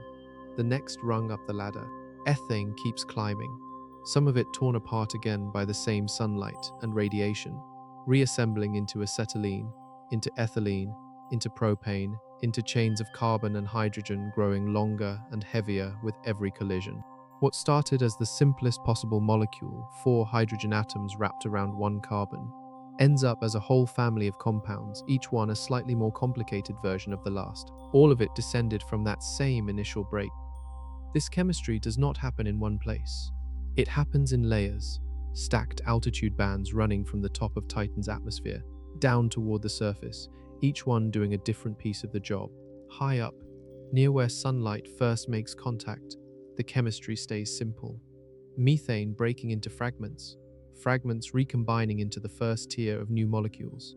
Lower down, where those molecules have had more time and more collisions to work with, the compounds get heavier, more tangled, more complex. By the time anything reaches the bottom of that stack, it carries a level of chemical complexity nothing at the top ever had. Titan's haze is not uniform. It is a factory floor, organized by altitude complexity increasing the further down you look. And it does not stay in the sky. Eventually, those heavier compounds become too massive to keep drifting, and they start to fall slowly, drifting down like Titan's version of snowfall, settling out across the surface. That is the material coating the Bellet dunes we walked through earlier in this investigation, and what sits mixed into the sediment at the bottom of Kraken Mare. The tholins covering Titan's ground came from this exact chain. Methane broken apart at altitude, rebuilt into something else, and rained down over billions of years until it became the actual physical surface of the moon. There is a parallel here that deserves attention. Early Earth, before life existed, ran a version of this same basic chemistry, nitrogen and methane and other simple gases getting broken apart by ultraviolet light and reassembled into more complex organic compounds. Nobody claims Titan is running that experiment to the same conclusion, but the raw process, simple molecules torn apart and rebuilt into something more intricate at planetary scale over immense stretches of time, is the same basic engine. Which means the destruction mystery this whole investigation has been chasing is both a story about loss and a creation story. Every methane molecule that dies up in that stratosphere is raw material for everything else Titan has built. The dunes, the haze, the organic floor of every sea. Methane is not just disappearing, it is becoming the moon. Two chemistries on one moon, organic material building up on the surface for billions of years, a water ocean sitting sealed below it, and between them a wall. That wall is real, and it is not thin. The ice shell separating Titan's surface from the ocean underneath runs anywhere from several dozen miles thick to more than 100, depending on which model and which region of the moon you're measuring. This is not a crust in the way Earth has a crust, a few dozen miles of rock floating on something softer underneath. It is a barrier built entirely of solid water, ice frozen so hard and so cold, it behaves structurally more like granite than anything you would recognize as ice. Stacked deep enough that no ordinary geological process is going to move material through it in any reasonable amount of time. Which means the organic material sitting on Titan's surface right now, the tholins coating the dunes, the sediment lining the floor of every sea, stays exactly where it is. Under normal conditions, there is no plausible route for any of it to sink downward through 100 miles of solid ice and reach the ocean underneath. No cracks open wide enough, and no process slow cooks a channel through that much frozen water over any timescale short of geological ages that dwarf Titan's own history. Whatever chemistry has been building on the surface has been building in isolation, sealed off from the water below by a wall that does not move. If anything crosses that boundary, the traffic runs one direction only, not organics sinking down, but ocean water pushing up, forced through cracks and weaknesses in the crust, during exactly the kind of event this investigation has already spent time arguing over. Cryovolcanism, if it is real, does not work by pulling surface material downward into the interior. It drives what is already down there upward. Water and ammonia, and whatever dissolved chemistry the ocean carries, squeezed through the ice shell and out onto the surface, where it meets the organic material waiting there instead of the other way around. One-way traffic moving up, not down. But there is an exception, and it does not come from inside Titan at all. It comes from space. A large enough asteroid strike does not erode its way through an ice shell gradually. It punches straight through, instantly delivering enough heat and force in a single moment to melt the ice for miles around the impact site, briefly opening a route between the surface and whatever lies beneath it that no slow geological process could ever manage on its own. For a window afterward, however long it takes that melted region to refreeze, surface organics and interior water are not separated by a wall anymore. They are sitting in the same liquid, mixing directly, running chemistry neither environment could manage on its own while sealed apart. Titan has craters like that, and there is one in particular, roughly 50 miles wide, that scientists believe did exactly this, mixing both worlds together for however long it took the ice to heal itself shut again. Prepare yourselves. We begin. A crater named Celt, 50 miles across, near Titan's equator. And it is not a scar you forget. Something large enough hit this moon hard enough to melt the ice beneath it. This is no shallow dent, no scorch mark. It is a wound deep enough to convert solid ice into liquid water across a region the size of a small country, all in a single violent moment. Consider what that impact actually required. Ice at Titan's surface sits locked at nearly 300 degrees below zero, hard enough to behave like granite. An impactor slamming into that ice carries an enormous amount of kinetic energy, and when it hits, that energy has nowhere to go except into heat, released all at once into the ground. That conversion is violent enough that the melting does not stop neatly at the edges of the crater bowl. It spreads outward through the surrounding ice, past the visible rim, because the shock wave travels through the material faster than the ice can crack and absorb it gradually. The result is a melt zone considerably larger than the hole you would see from orbit, a hidden pool of liquid water extending sideways underground, well beyond where the crater wall appears to end. Once that ice turned liquid, it did not refreeze right away. Models suggest the water itself could have stayed molten for hundreds to thousands of years, insulated by the surrounding ice, cooling only gradually. Hundreds of years. Thousands. Nothing on a geological clock, but an ocean of time for chemistry. Long enough for the tholins already sitting on the surface around the impact site, the organic material we have traced back to methane torn apart in the stratosphere, to dissolve directly into that pool instead of sitting inert on frozen ground.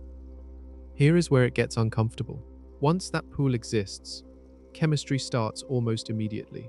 Tholins on the surface do not just sit suspended in the water. Liquid water breaks larger organic molecules apart through hydrolysis, snapping bigger tholin chains into smaller fragments, the way a key breaks a chain of dominoes rather than knocking over one piece at a time. Those smaller fragments do not stay simple for long. They start recombining. Laboratory work simulating exactly this scenario. Tholin-like material dissolved in water under conditions built to mimic Titan's melt pool chemistry has produced amino acids and precursor molecules for nuclear bases as a direct result. Nobody had to reach for exotic conditions to get that outcome. The reaction runs on its own once organic material and liquid water are put in the same place and left alone. The surrounding ice does more than provide walls for the pool. It behaves like insulation, a thick blanket holding heat in far longer than that same volume of water would ever manage exposed on the open surface. Titan's frozen bedrock conducts heat away slowly, which is exactly why a melt pool this size can last centuries instead of collapsing back into solid ice within days. As that slow refreeze finally happens, ice crystallizing back out of the pool from the edges inward. The dissolved organics do not refreeze evenly. They get pushed ahead of the advancing ice, concentrated into whatever liquid has not frozen yet. The same way salt water left in a freezer squeezes its salt into a shrinking pocket of brine at the center. By the time Selk's melt pool finished freezing solid, the last liquid remaining at its core was almost certainly carrying a far higher concentration of organic chemistry than the pool started with.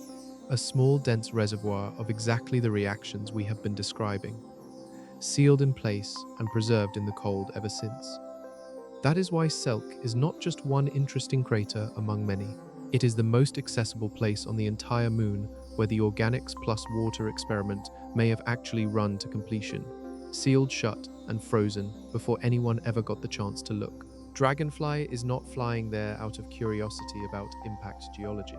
It is flying there because the crater floor may be the only place within reach where you could dig down and find out whether Titan's two chemistries, the surface organics and the water hidden underneath everything else, ever actually met and reacted, instead of running forever in isolation the way we have assumed for every other part of the moon. That is the part worth pausing on. For however long that lake stayed liquid, Titan was running an experiment no telescope has ever caught in progress anywhere else on its surface. Organic material and liquid water mixed together at a temperature warm enough for actual chemistry to happen between them. Laboratories on Earth have tried to simulate exactly this scenario, taking tholin-like material and dissolving it into water under conditions built to mimic Selk's melt pool. The results are not ambiguous. Amino acids show up, so do precursor molecules that sit one step away from becoming the nucleobases that make up RNA and DNA. Nobody is claiming this produces life, but it produces the raw chemical vocabulary that life, on Earth at least, is built from, and it produces it readily without needing rare conditions or a narrow window of luck. Just organic material and liquid water given time, which makes Selk something more specific than an old crater. It is a natural experiment Titan has already run on itself, sealed shut once the ice refroze, sitting there ever since with whatever chemistry it produced locked inside the crater sediment, waiting. Nobody has dug it up yet. No probe has landed inside that crater, and no drill has pulled a sample from whatever froze in place once that ancient lake sealed itself shut. But that is about to change. There is a mission built specifically to go get it. Prepare yourselves. We begin. A crater named Selk, 50 miles across, near Titan's equator. And it is not a scar you forget. Something large enough hit this moon hard enough to melt the ice beneath it. This is no shallow dent, no scorch mark. It is a wound deep enough to convert solid ice into liquid water across a region the size of a small country, all in a single violent moment. Consider what that impact actually required. Ice at Titan's surface, locked at nearly 300 degrees below zero, hard enough to behave like granite. To melt a crater that size through material that cold demands an almost unreasonable amount of energy delivered almost instantly. Not the kind that eases into the crust, the kind that slams through it, converting the shock into heat. Once that ice turned liquid, it did not refreeze right away. Models suggest the water at Selk could have stayed molten for hundreds to thousands of years, insulated by the surrounding ice, cooling only gradually, hundreds of years. Thousands. Nothing on a geological clock, but an ocean of time for chemistry. Long enough for the tholins already sitting on the surface around the impact site, the organic material we have traced back to methane torn apart in the stratosphere, to dissolve directly into that pool instead of sitting inert on frozen ground. Here is where it gets uncomfortable. Look closer at what the impact actually does, because the physics only work at a specific scale. An impactor slamming into ice at 290 below zero carries an enormous amount of kinetic energy. When it hits, that energy has nowhere to go except into heat, released all at once into the ground. That conversion is violent enough that the melting does not stop at the edges of the crater bowl. It spreads outward through the surrounding ice, past the visible rim, because the shock travels through the material faster than the ice can crack and absorb it. The result is a melt zone considerably larger than the hole you would see from orbit.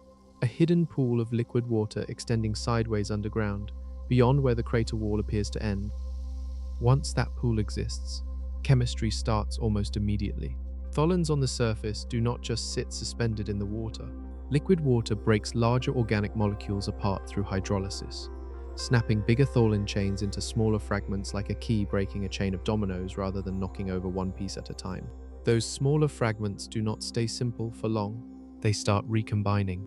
Laboratory work simulating exactly this scenario. Tholin-like material dissolved in water under conditions built to mimic Titan's melt pool chemistry has produced amino acids and precursor molecules for nucleobases as a direct result. Nobody had to reach for exotic conditions to get that outcome. The reaction runs on its own once organic material and liquid water are put in the same place and left alone. The surrounding ice does more than provide walls for the pool.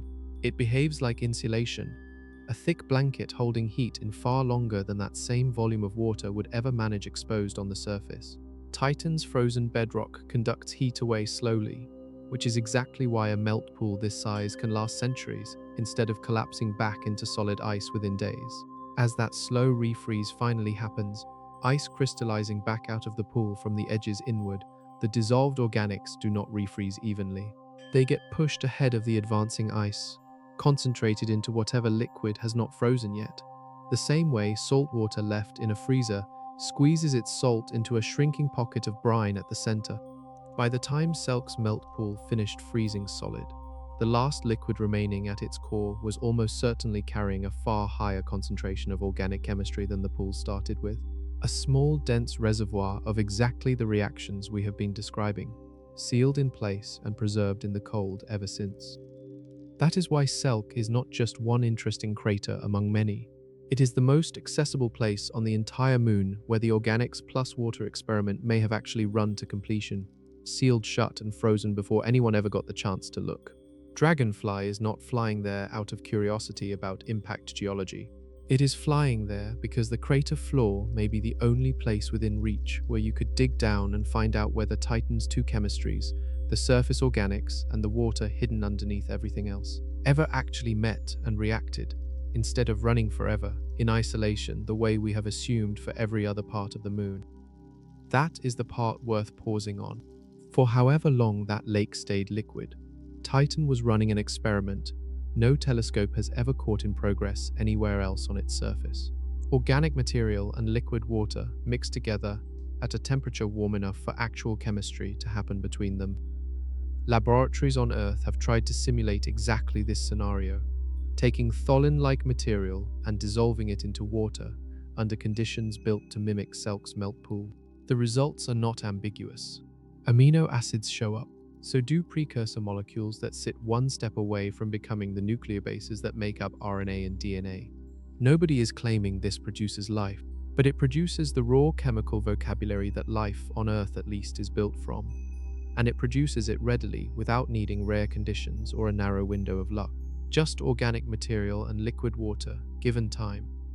Which makes Selk something more specific than an old crater.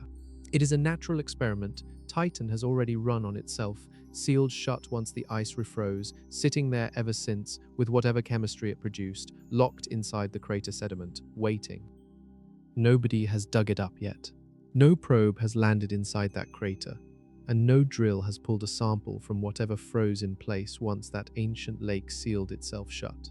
But that is about to change. There is a mission built specifically to go get it. Titan's atmosphere sits 4 times denser than Earth's at the surface, thick enough to press against you like something closer to water than air. Pair that with gravity running at roughly 1/7 of Earth's, and the physics of flight stop being difficult. A rotor pushing against air that dense, lifting a body that light, does not need much power to get off the ground and stay there. On Earth, that same rotor system would strain to lift a fraction of the weight. On Titan, it barely has to work. This is the one place in the solar system where flying might genuinely be easier than driving. NASA built a mission around exactly that fact. It is called Dragonfly, and instead of a rover crawling across a fixed path, this one flies. 8 rotors arranged in pairs lift a lander roughly the size of a small car off the ground and carry it from one site to the next. No solar power, there is barely enough sunlight reaching Titan's surface to be worth collecting. Instead, Dragonfly runs on a radioisotope power system, heat from the steady decay of radioactive material converted into electricity that keeps running regardless of season, weather, or how much haze sits overhead. Not designed to roll, designed to hop, land at one location, spend days or weeks running instruments, then lift off again and fly to the next site entirely. The mission timeline stretches across most of a decade before any of that science begins. Launch is targeted for around 2028, with the journey to Saturn's system taking roughly 6 years, arriving at Titan in 2034. Once there, the primary mission is expected to run for about 3 years, hopping from site to site, each flight covering ground no wheeled vehicle could reach in anywhere near the same amount of time. The landing strategy starts conservative and builds. Dragonfly's first touchdown is planned for the Shangri-La dune fields, the same organic sand terrain we have already explored, chosen partly because it is a safe, well-understood surface, and partly because it puts the lander directly on top of the tholin-rich material built by billions of years of atmospheric chemistry. From there, the mission does not stay put. Flight by flight, Dragonfly works its way across the surface, closing the distance towards Selk Crater, the impact site where an ancient melt pool once mixed organic material with liquid water before sealing itself shut. Getting there is not a single flight. It is a journey built out of many shorter hops, each one gathering data along the way before the mission ever reaches its main destination. Every earlier mission to Titan answered a different question. Cassini mapped the shape of the place. Huygens touched the ground once briefly and went silent. JWST caught the chemistry happening in real time, high in the sky from nearly 1 billion miles away. None of them were built to settle the specific argument we have been running through, chapter by chapter, suspect by suspect. Dragonfly is.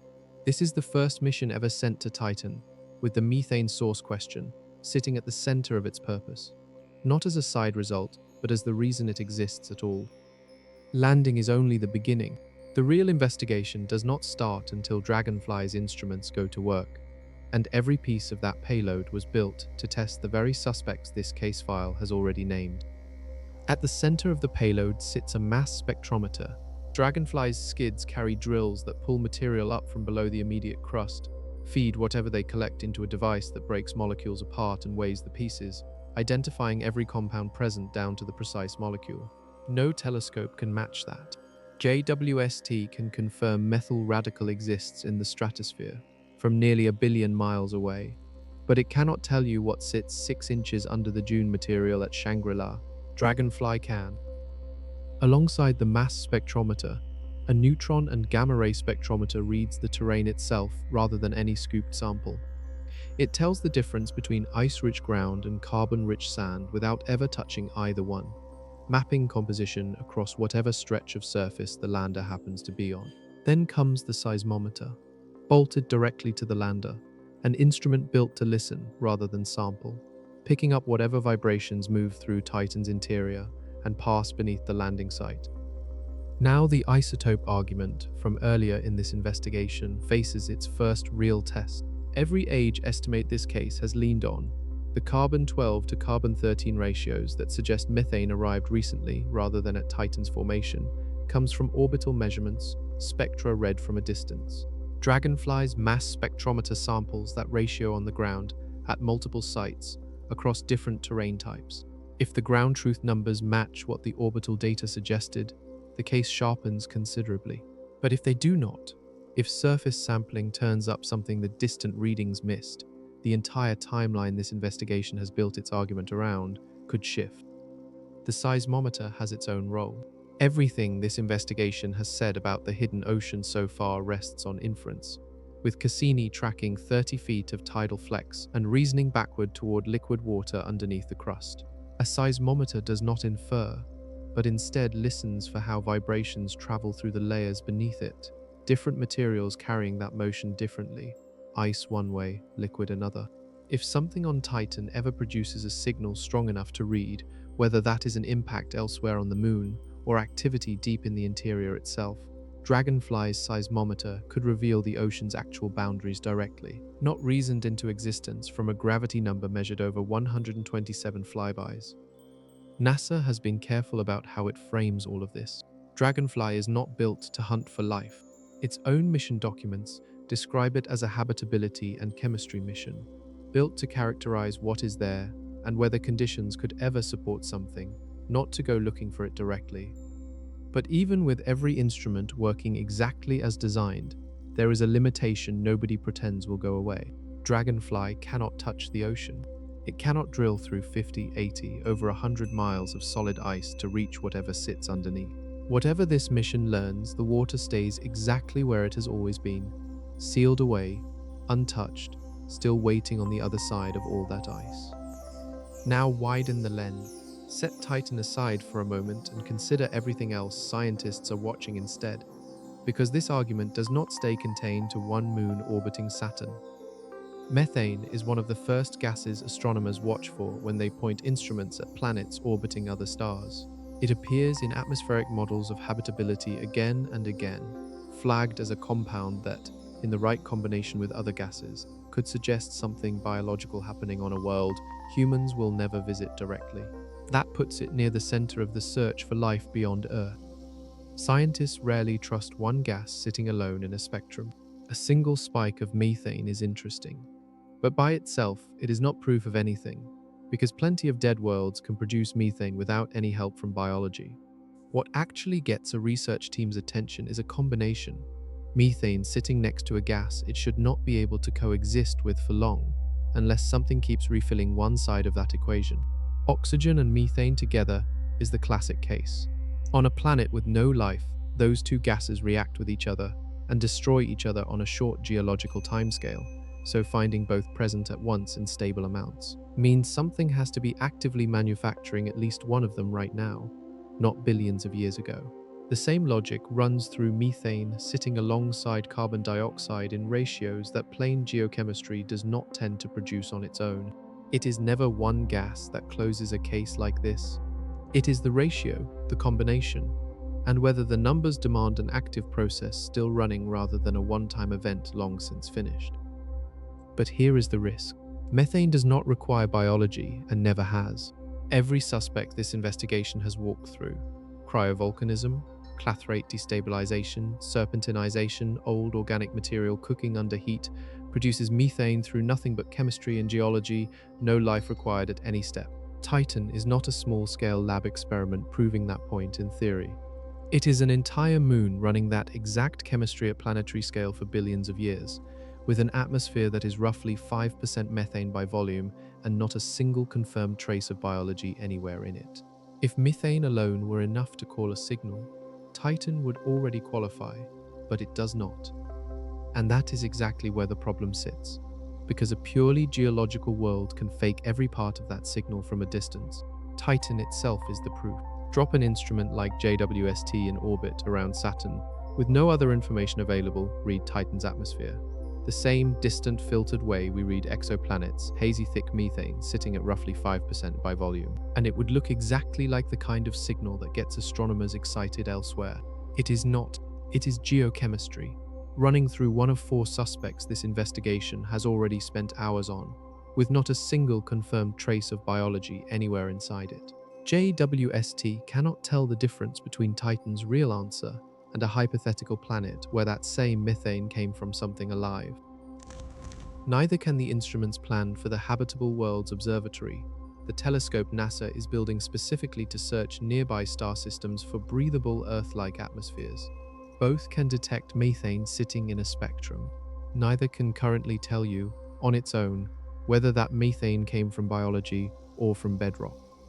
This is why Titan matters to astronomers who have never once pointed an instrument at Saturn. It is the control case. Before anyone trusts a methane signal drifting in off a planet orbiting some other star light years away, filtered through instruments, straining at the edge of what they can resolve, they need a known example close enough to study directly, one where methane is confirmed abundant and still not proof of anything alive. Titan is that example.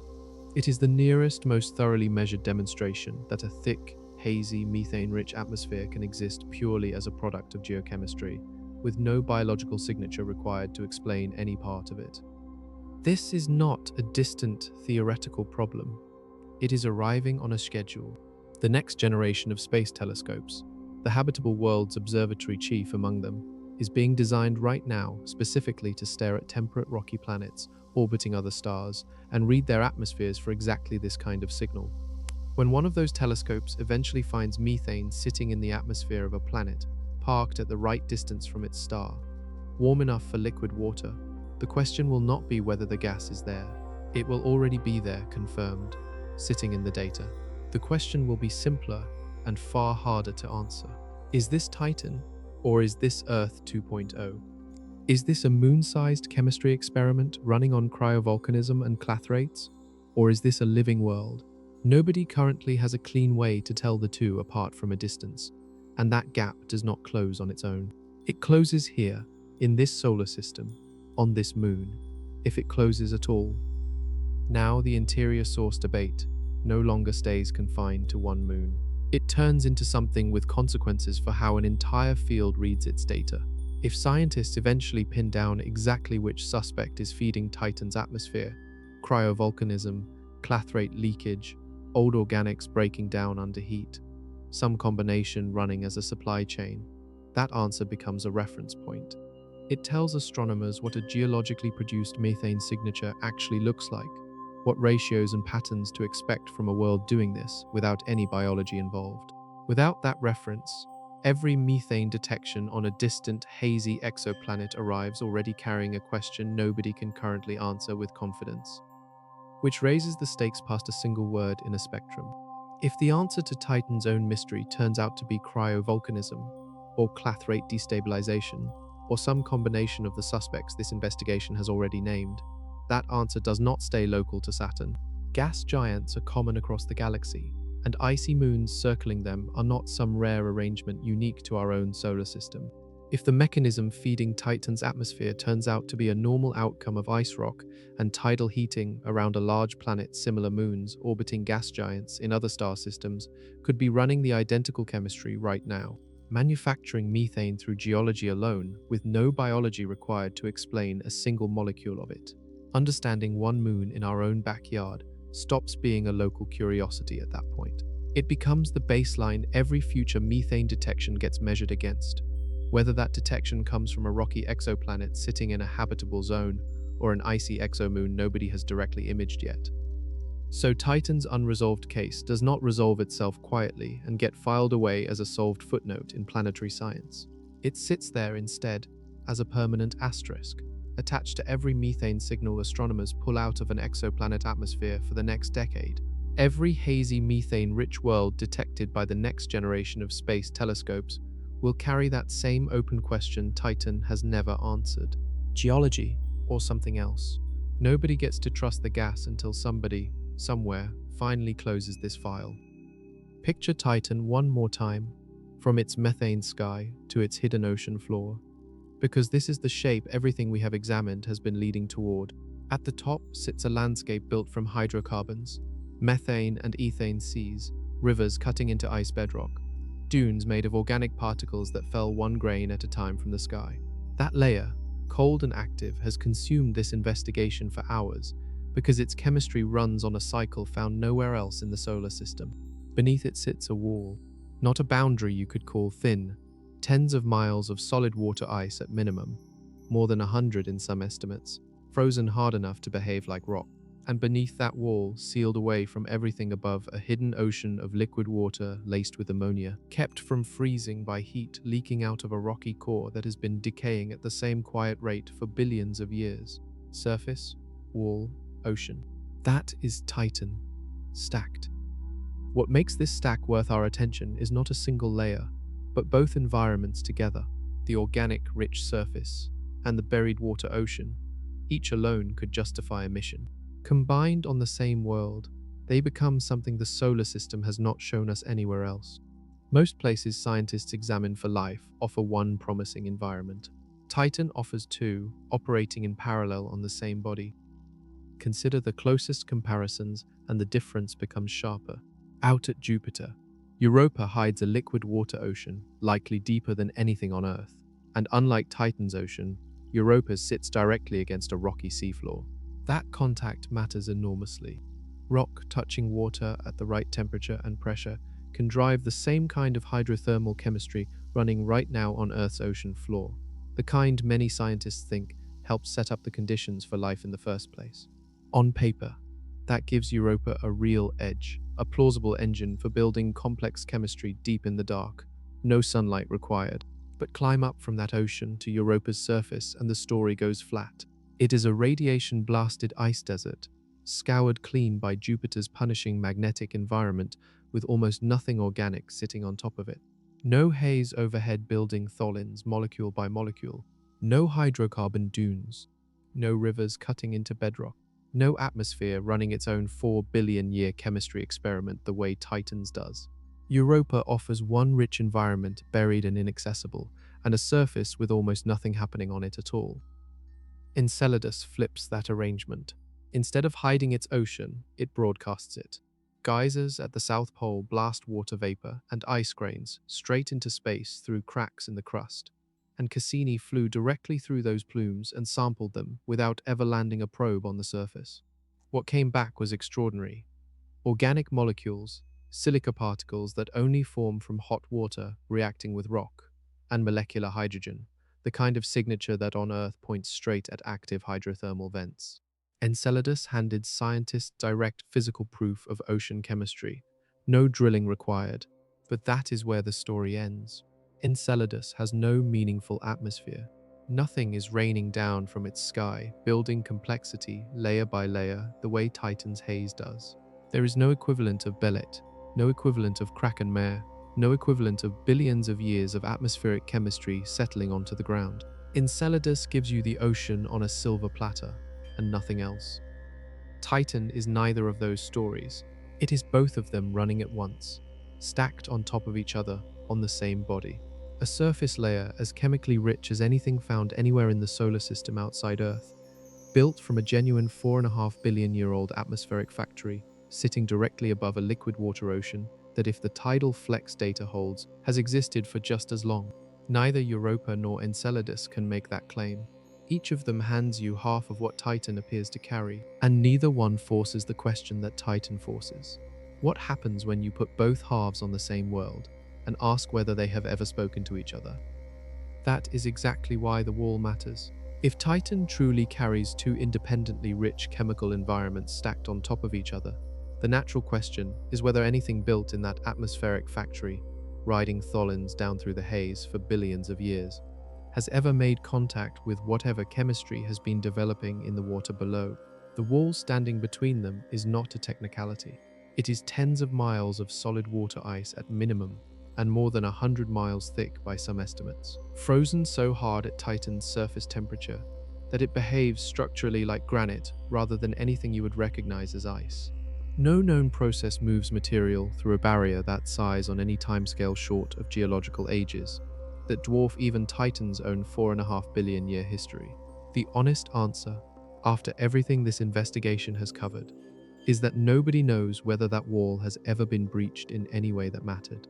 Not a trace, not a molecule, not one confirmed exchange between what sits on top and what is sealed underneath. This comparison is not one our story gets to resolve. Europa and Enceladus each answer to a single mystery.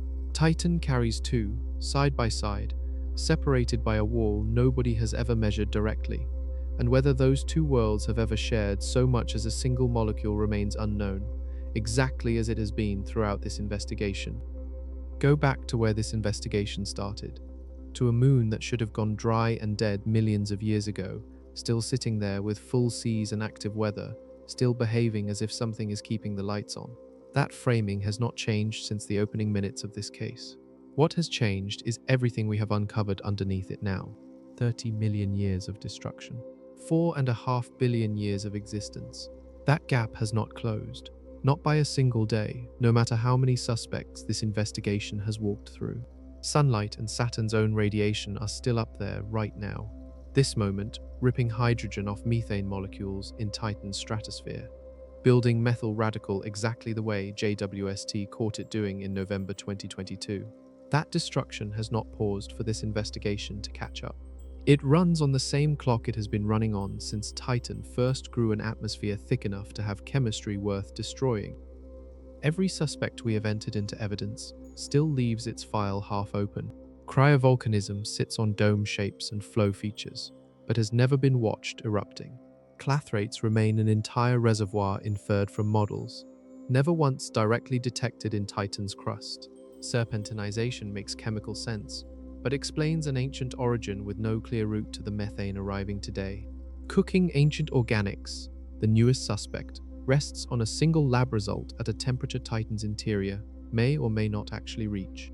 4 suspects, 4 decent stories, and not one backed by direct evidence that would let anyone close this case and walk away. That is worth sitting with for a moment because such uncertainty is rare in planetary science anymore. Mars still has arguments, but broad agreement on its water history. Europa and Enceladus have real debates, but a shared picture of what drives their oceans. Titan does not have that. This is one of the only major mysteries left in the solar system where the entire research community, publishing in the same journals, working from the same Cassini data, genuinely cannot agree on a leading answer. Not a fringe disagreement at the edges. A live, unresolved argument at the center of the whole question. Every telescope Titan has ever faced, every spacecraft that has ever flown past it, every probe that has ever touched its surface has added evidence to this file. None of them has closed it, and that is where the case file stays open. Behind that orange haze right now, a moon with no legal right to still be breathing methane is doing exactly that. Nothing about Titan's physics allows for this, and the numbers have sat on the table since the start of this investigation. Destruction fast, replenishment required, and no confirmed source anyone can point to as settled. And yet the seas are full, the clouds still building over Kraken Mare, the rivers still cutting through ice bedrock on a schedule tied to seasons that last 7 Earth years. Something down there keeps making the gas that should have run out eons ago.